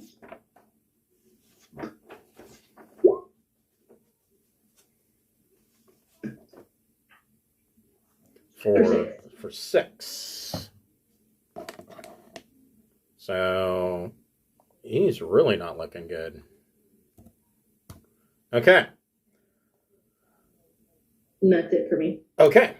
Hruck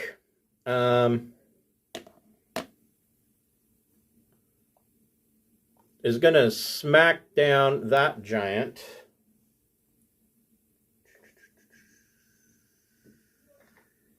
Need to find my dicey dice. There we go. Throw it in the water. Hruck. Well, does he? Hruck hits. Oh my god, I didn't think he was going to hit. Let's see here. So is it kind of like, oh my god, your dick's on fire, let me help you. Smack! Kind of, yeah. So he smacks this ogre upside the head for 20 points. And then he swings again. Or not ogre, hill giant. And he hits again. And this hill giant crumples to the floor with his crotch on fire. I want that set in a candle. Yeah, this if this room smelled bad before, it's starting to smell even worse. And Hruck lets out a triumphant roar. Meanwhile, in the room behind you,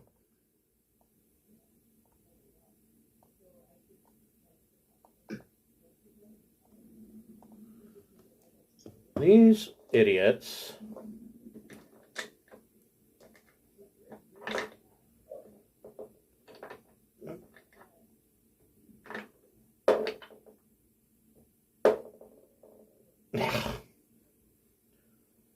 are failing to move the boulder, but they are trying. They are currently trapped. All of their might is going to try and move that boulder. Weeben. Once again. Weeben is done like these little peon people around him. You're going to spend half your movement to stand up? First, well, yes, but I want to send my snake to bite this one. Okay, so the snake can go on the end of your turn. Okay, cool. As a companion. I will use to rise. Okay, dust yourself off. And stab this one. Go for it. Alrighty. 24 to hit. That hits. Actually. Now, the size of these ogres, I apologize, they're wrong. Ogres are actually large, so. But, whatever. Okay. You're probably stabbing him in the kneecap. I'll stab him for 11. Okay. Okay. And then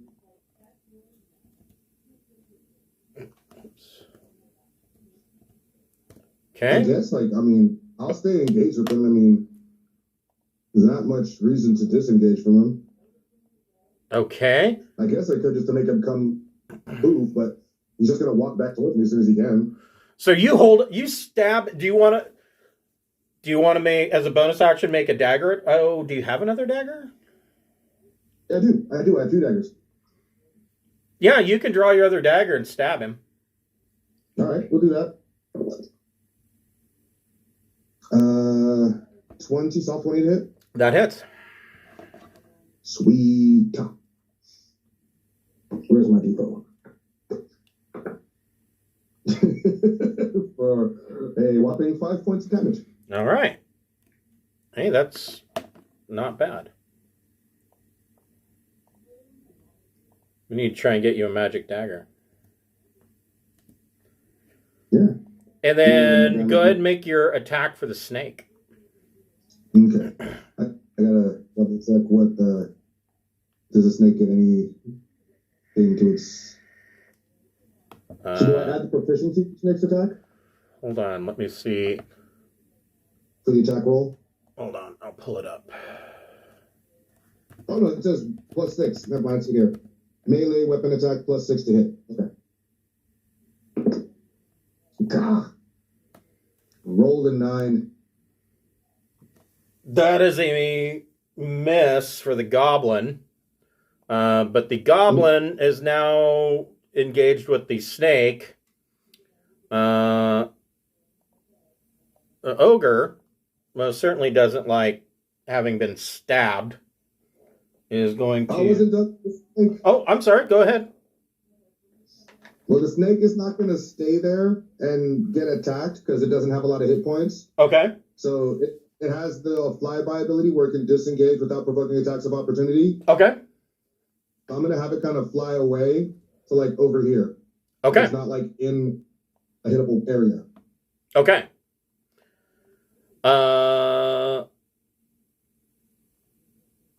I didn't want it to get hit right away. So from where you are, Weeben, you can hear that there is a whole lot of commotion going on in this back room. You're not quite sure what's back there. You can smell what smells like something is cooking.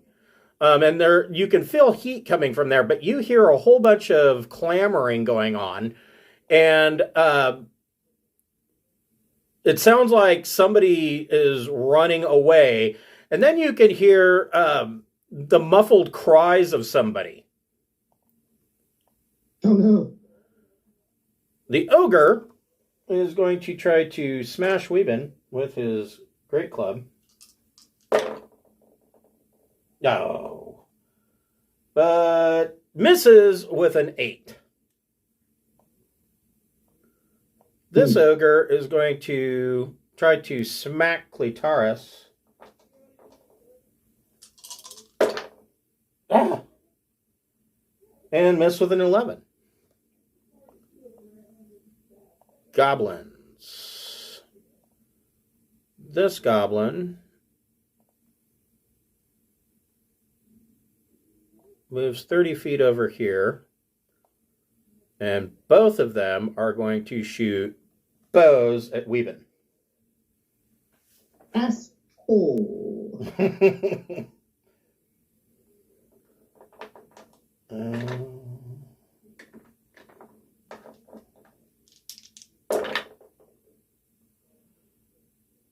14 probably misses you.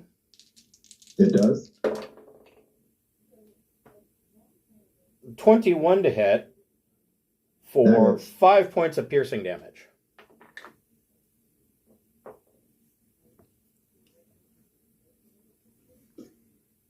Male hill giants. This one is going to swing on Hrock, since he seems to be threatening. Nat 20. Poor Hrock.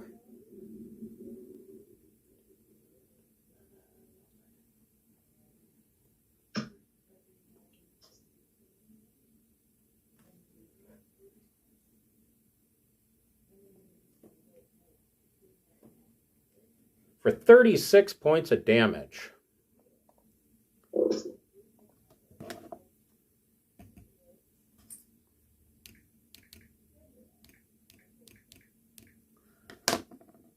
That kind of rung his bell. And then the hill giant swings again. And gets a nat 1, slipping in a gob of grease on the floor and falling prone. Right before the mighty Hrock.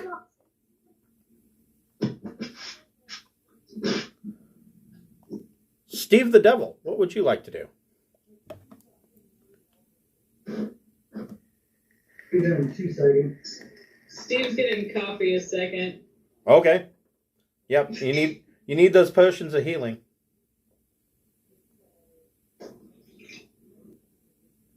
Actually, I guess coffee would be a potion of haste. Or alert. Or alert. Can't catch me. I'm not sleeping. Let's see.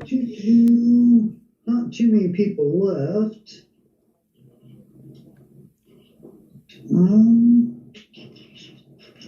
Let's do. How far is that? If you move up to this guy, you would have advantage on a melee attack. He's prone. He slipped in a gob of grease. Nice.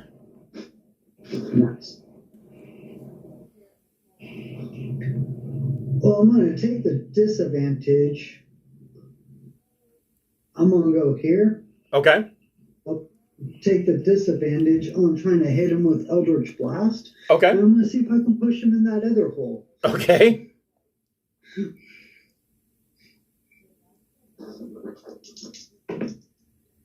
Low roll is 14.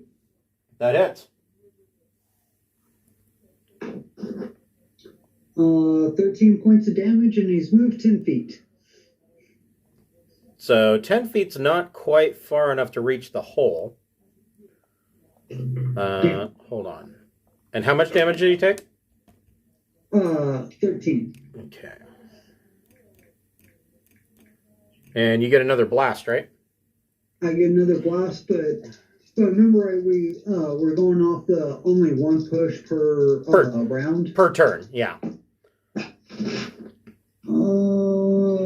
15. And that's a rolled a nat 20 and a 15. Let's see, 15 plus that hits. 22. Yeah, that hits. For 7 points of damage. Okay.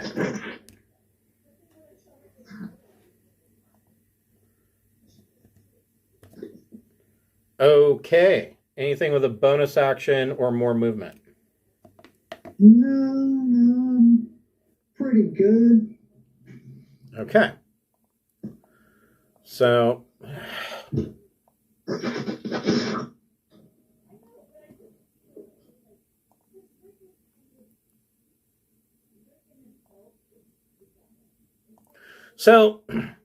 you all feel the entire steading kind of shake and rumble, and then you hear the cracking of timbers and can hear the rush of water, and it is coming out of the wood dam that is used as the foundation for this building, and the whole building is shaking, and it feels like it kind of shifts to the southwest, like it's like the water is giving way and carrying the steading, starting to carry it with it.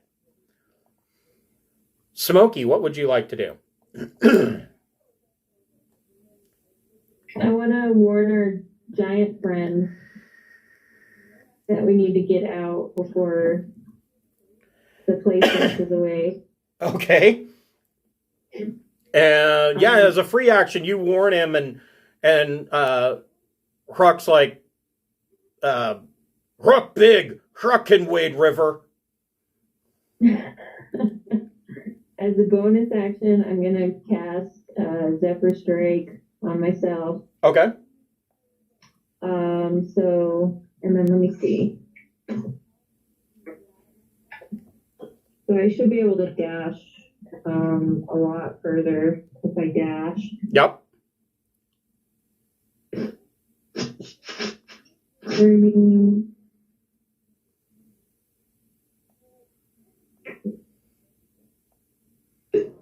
Well, with the dash, I can grab Weeben and fly out.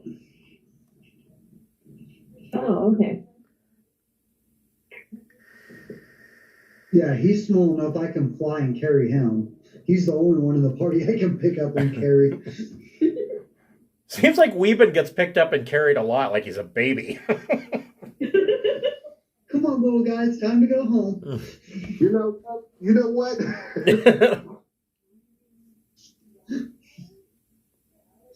I wonder what's in the kitchen, though. There might be other people that need saving, right? We even Possibly. heard something before you guys go to pick me up. I'm like, wait, I heard something in there. Someone needs our help. This guy's got the hunter's mark on him for me anyway, so I should just go over there and get him. Are we gonna feel bad for the people trapped in room number 4? Or are we just gonna run by going, good luck? 40, 75. So I'm gonna, I think the occasional sucks to be you moment is fine, Steve. wait, I mean, in general, we do a lot of saving, so I think we're entitled to the occasional sucks to be you. And they're orcs. Not that I'm specious. so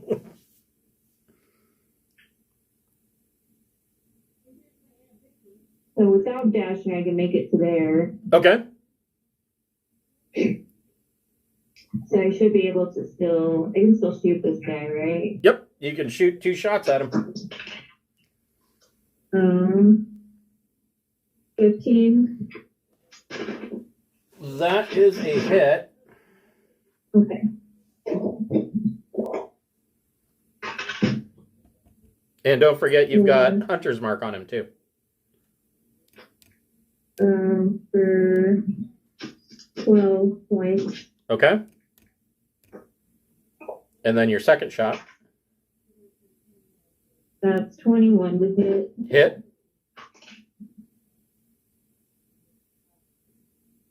For 5. Okay.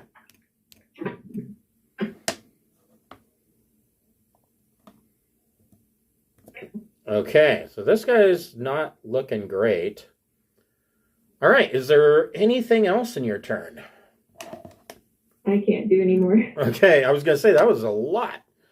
Back over here, Cletaris, what would you like to do?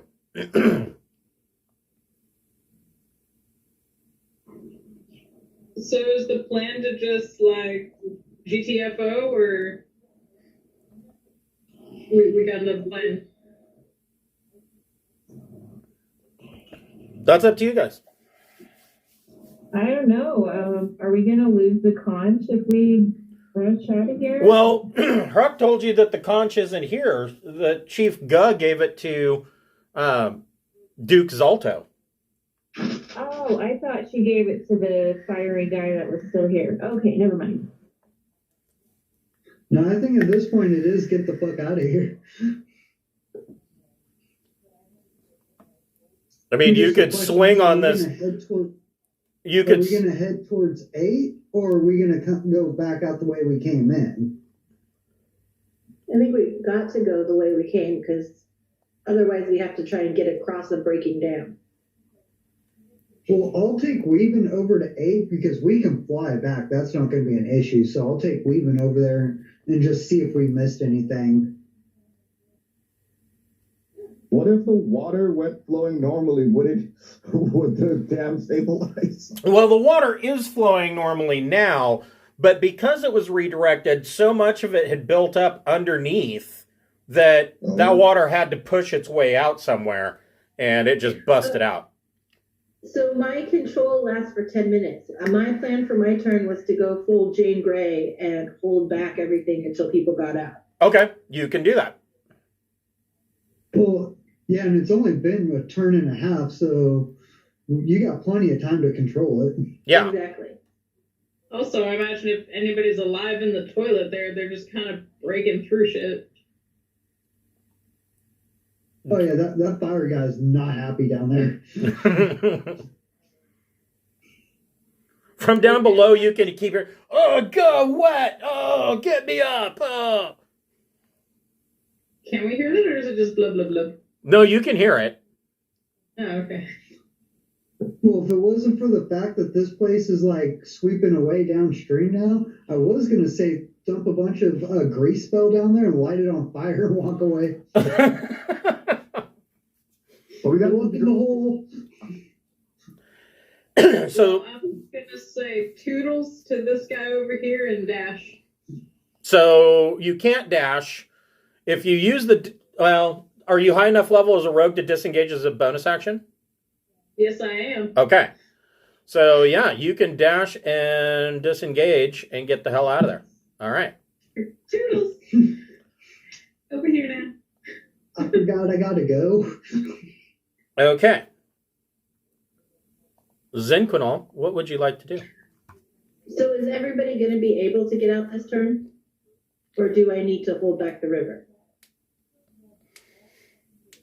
Because like I'm near the exit, so I get out pretty easy. But if needed and I have to hold it back, I can do that. I just don't want to bother if I don't need to. Oh, if Weeben can get halfway close to me, I can snatch him and get pretty close to out. And being up in the air won't be too big of a deal. Just how close Weeben can get to me before my turn. Okay. It might take me a little bit to get out. Okay. I would say on your current trajectory, Smokey, it might be better for you to just run through and go out towards the docks.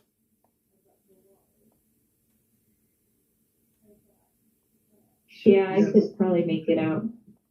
Yeah, that's where I'm going to take Weeben is out towards the docks and land over on the number 8 area.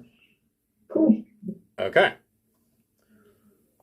All right. So in that case, I'm not going to worry about holding back the river. Okay. It sounds like everybody can get out. Okay. So, I don't know. Oh, I kind of want to let the wolves go, but then I don't want them to eat our faces, but I don't want them to drown. So it is your guess that the wolves are probably used as mounts for the goblins. Right, but they're not going to like me very much, and I don't want to be like, oh, Spot, Max, come on out, and then immediately be attacked by like 8 wolves. Right. Yeah, they're probably not going to lick you to death. And I don't want them to drown either. Oh well, that's fine. Well, if they're like any normal animal, as soon as they heard the creakings, they're probably heading out on their own. Well, they're trapped in cages. Yeah, they're like barred inside. Oh, I didn't realize they're barred. Yeah, but if they're set, probably just gonna run. That's true. If they know that there's a problem, I just don't want to risk getting attacked by a bunch of wolves. Okay, so here's what I'm going to do. I'm going to go over here. I'm going to unlatch. Let's see. Yeah, fuck it. I'm going to go in here and I'm going to try and let them out. Ooh, I'm sorry, everyone, if this is a terrible plan. Make a strength athletics check. Okay. Oh, please don't be a terrible plan. I don't want to die. After doing all of this hard work, I don't want to die. Strength and athletics.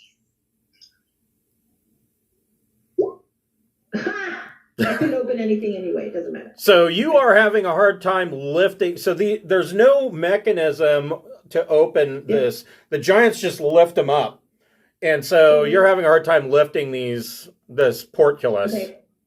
And they got one shot. I tried once. I'm also perfectly fine quitting. I made the effort. I couldn't do it. Okay. So then I'm just gonna go back to like start my escape and hit this guy with my spiritual weapon on my way out. Okay, go for it.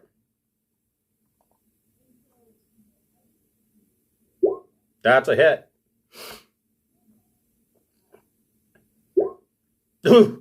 And your spiritual weapon bonks him to death.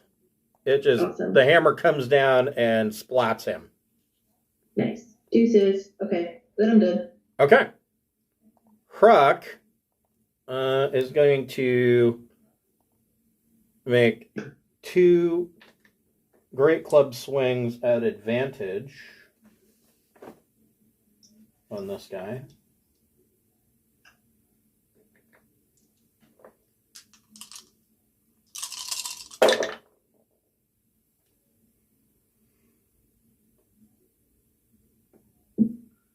.26 definitely hits for 12.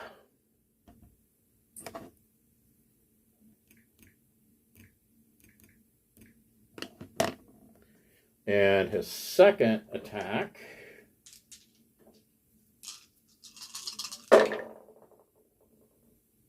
Nat 20. I think he's a little mad about that previous getting hit hard thing.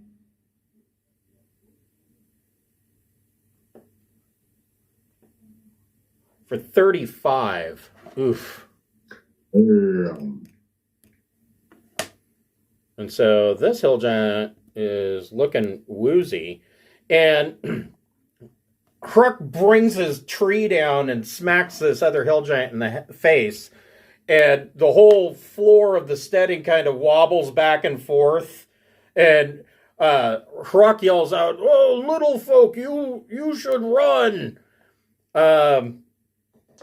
Meanwhile, the orcs are getting a little bit frantic about trying to move this boulder at this point.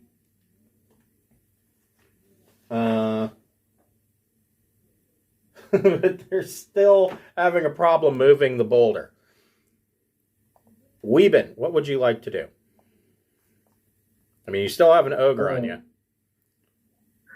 I do. I need to get this ogre out of my face, so I'm going to attack him real quick. Okay. Nah, my dice tray became uneven. I have to roll it again. Just like wobble around. Stop rolling. I can roll, but no people can roll. Okay, that's better. Didn't like stop and go double. 24 That hits. for 8. And this ogre, you stab him, and he goes down. Yeah. So that is the Now, ogres. out of crazy curiosity for what was happening the hell over here, I run this way. Okay. So you run in here, and you see two things. The first is that the Watermaster, who is a hobgoblin, hold on, let me find my hobgobbies. Where did my hobgobbies go? Here it is. He is a hobgoblin captain. With an initiative of 3. Because that's how he rolls.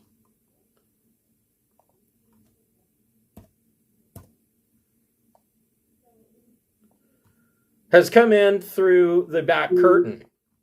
The other thing that you see is that there is a halfling that is tied to a spit over the coals of this hot fire, and he is trying his best to try and simultaneously roll himself to the top of the spit and as far away from the coals as he can, and try to loosen his ropes. And he sees you, and he's got a rag stuffed in his mouth.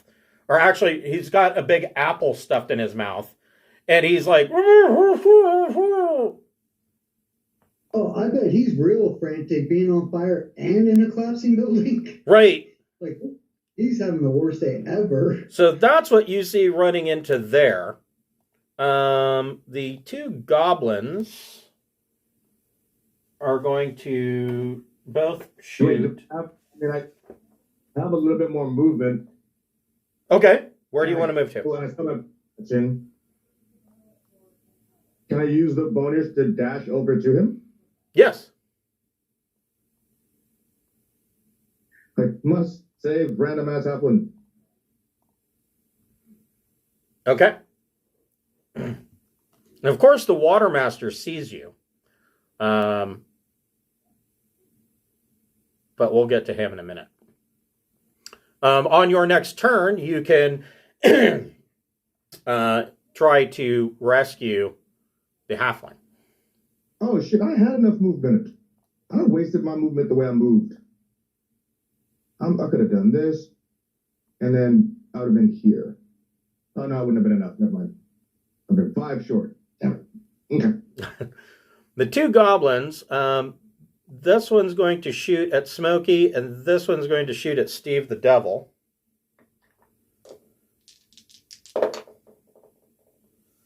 On Smokey, a 19 to hit. That hit. for 4 points of piercing damage. And on Steve the Devil, a whole whopping 7, I'm sure misses you. Yep.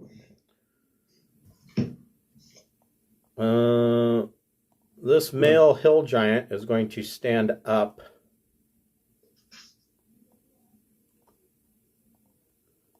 And he looks with a hurt look on his face at Hrug. Go, "Why you hit me, brother?" And then it proceeds to smack Hrug.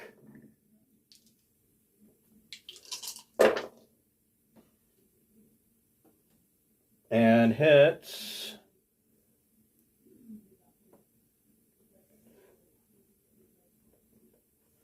for 21.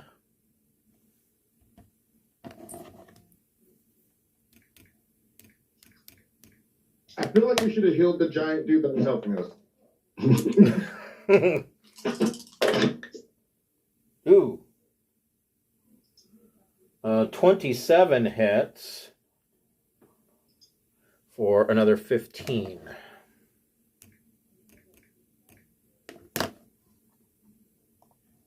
Yeah, Hrug has taken some knocks.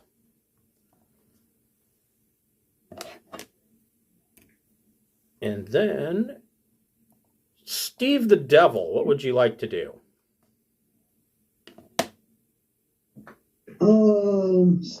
Steve's gonna shoot the big guy. Okay. See if we can push him down the hole. That's not gonna hit with a. I don't know. Maybe 11 hits. 11 does hit. Nakedness. 11 does hit. 13 damage, and he's pushed another 10 foot. Okay, and he goes onto the lattice work. And the lattice work, you can hear it break, and he falls through the floor. And you hear a big splash down below. And Steve will turn and look at the guy who just tried to shoot him, like, we don't have time for this, and finger gun him. Okay. 13 plus, that's gonna be a 19 to hit That hits. for 10 points of damage. So you finger gun this goblin, and it's like the Mandalorian when he shoots the sniper rifle at the Jawas. This goblin just goes poof, and like his gear falls to the floor, and he's gone. And then I'll do my 30 foot to get to there. And yeah. Okay. The Watermaster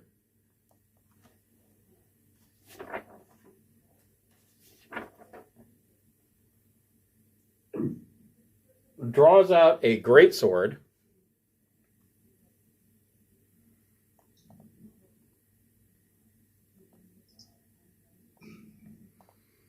and is going to attack Weeben.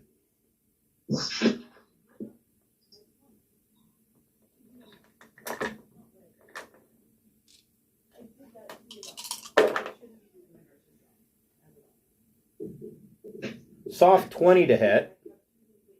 Yeah, that is. For 7 points of slashing damage. No, and a 7 misses. It does. So Weeben's trying to help this halfling and dodges out of the way as the second greatsword slices down. Smokey, what would you like to do?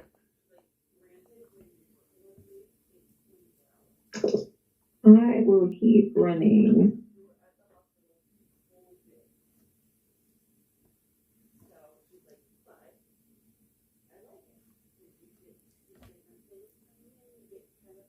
I'll still have some movement left, even get into here. But I'm gonna say in Goblin that the dam's breaking. Okay. I don't know if he'll care. Make a persuasion check.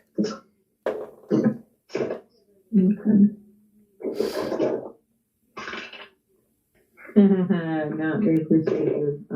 5. So you see his eyes kind of get wide, and he kind of looks over his shoulder like he's going to get ready to run on his next turn. Okay. Can I pick up Weebin on one arm, other halfling, other arm? You can certainly action. You could so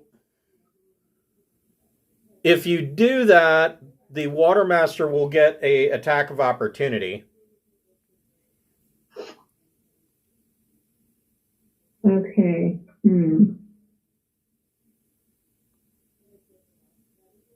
And I feel like we still have to like untie the halfling. Well, you can.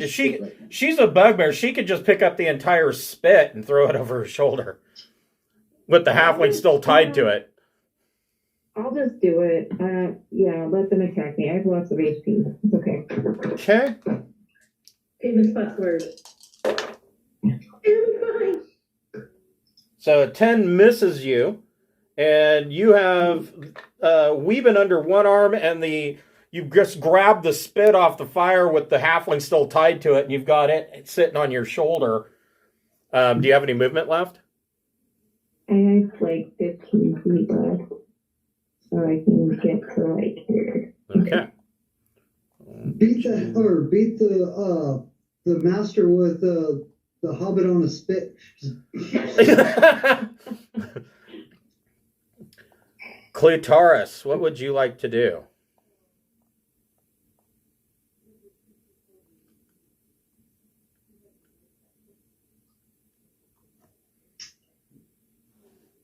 I mean, Pray. I say shush. Stand outside and watch. Yeah, I mean, I got like nothing else to Make do. popcorn.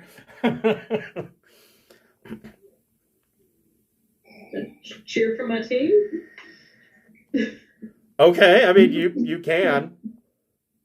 Do you have any like bless spells or anything? Like any cantrips that might help somebody? I know. I'll cast grease. Right? Yeah, result. Grease is a party spell. It's a party buff.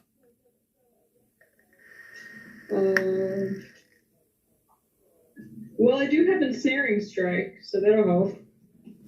Keep the place together a little. No? I mean, unless I can cast Misty Step on somebody else. No? Mm-hmm. Well, it was worth a shot. Never mind. Time of opening. Oh, wait, I have a chime. Hey, can I chime the doors open for the wolves? That's a good question. I was going to see if I could shoot one of the things with my Eldritch Blast and make it move.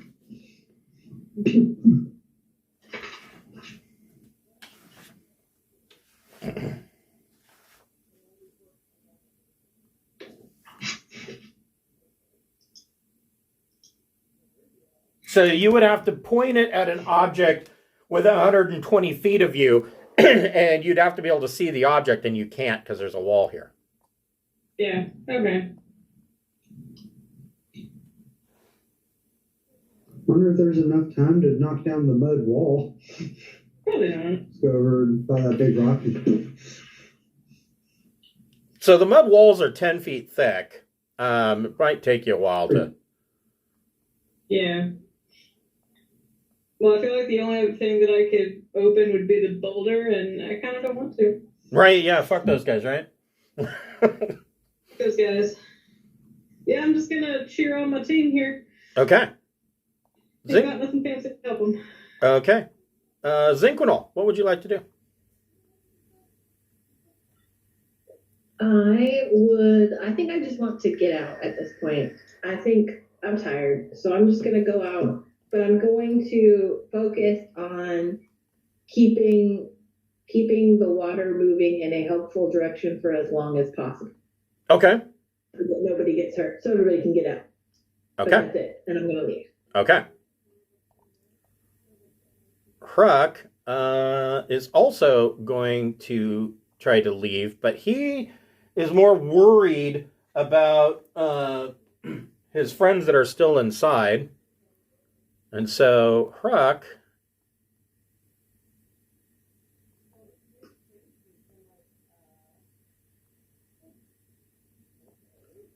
runs into the kitchen at full speed, and that's all Huck can do. The Ice Shield orcs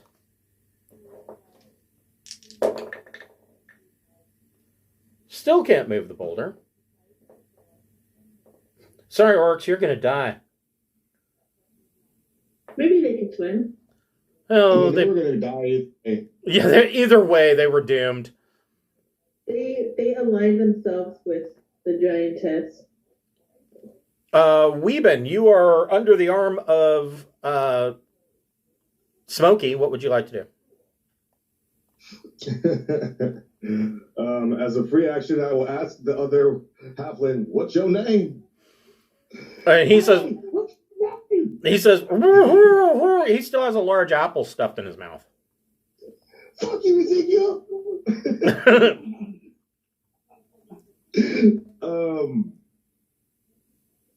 If I try, well, I mean, we're running away from that captain thing, and I'm underneath the arm. I'm fairly certain I'd be at a disadvantage if I tried to like throw my dagger while I'm being carried, huh? Yes, you would.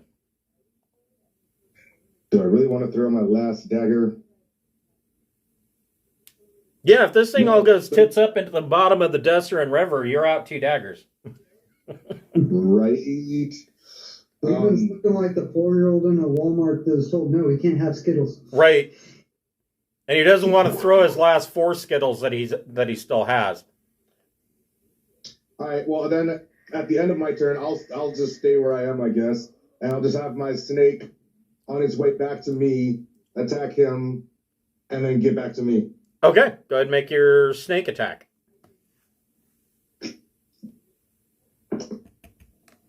Soft 20? That hits. All right.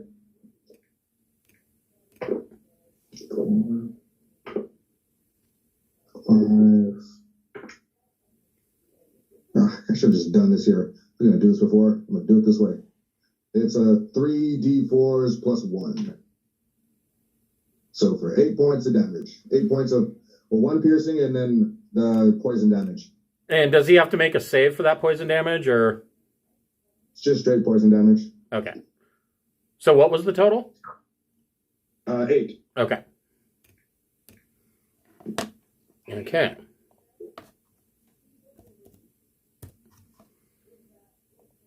All right. Return to me. So on the goblins' turns, or this last goblin's turn, Steve, you see this entire section of wall collapse, and this goblin goes washing away. And the whole steading is now kind of leaning towards the south. So the goblins are gone. Steve the Devil, what would you like to do? Well, at this point, it looks like the other guys have gotten outside of my grab range, so I'm not going to be able to help them too much. Mm-hmm. So Steve is going to... He's just going to fly his ass up and over the building. Okay, so yeah, you can go outside where the wall collapsed. Exactly. I'm just going right out that wall and up. Yep. I'm not going to be the last one in the party left in the burning or the falling apart building. Okay. Look at that. Okay. The Watermaster. I'm out. The Watermaster goes over here and is going to engage Huck.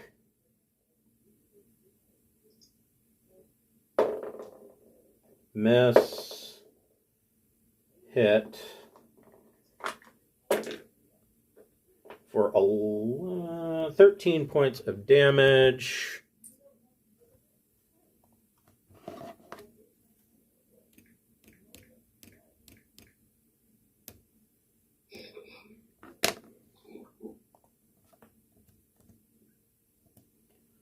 Smokey, good, make your run.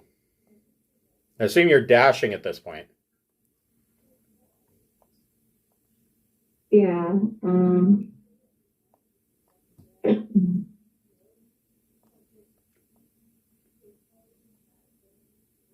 Or wait, I need to go out towards the docks, right? Yeah, if you can go out to the docks and swim to the shore.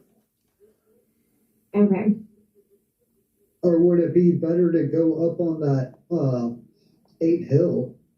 Is that washing away? No. Yes, it is. I thought that was safe. Okay. I should be able to dash out there. Okay, so I will move you guys.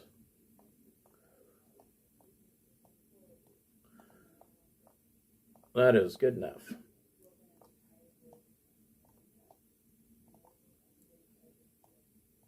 Oop.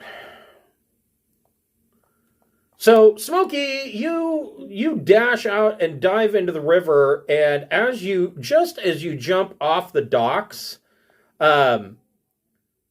you can hear the sounds of cracking timber, and you see the entire steading behind you slide off of its foundation and into the Desserin River. Wow.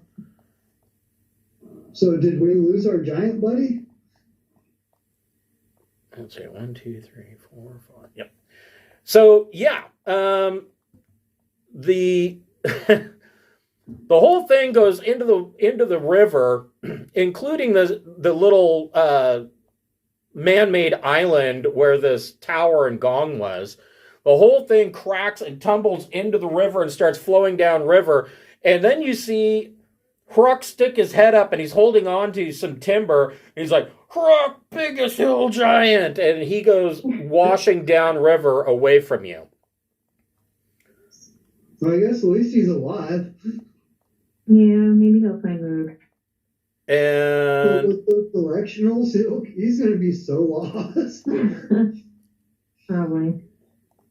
We might need to go find him and guide him back to his wife. hold on here.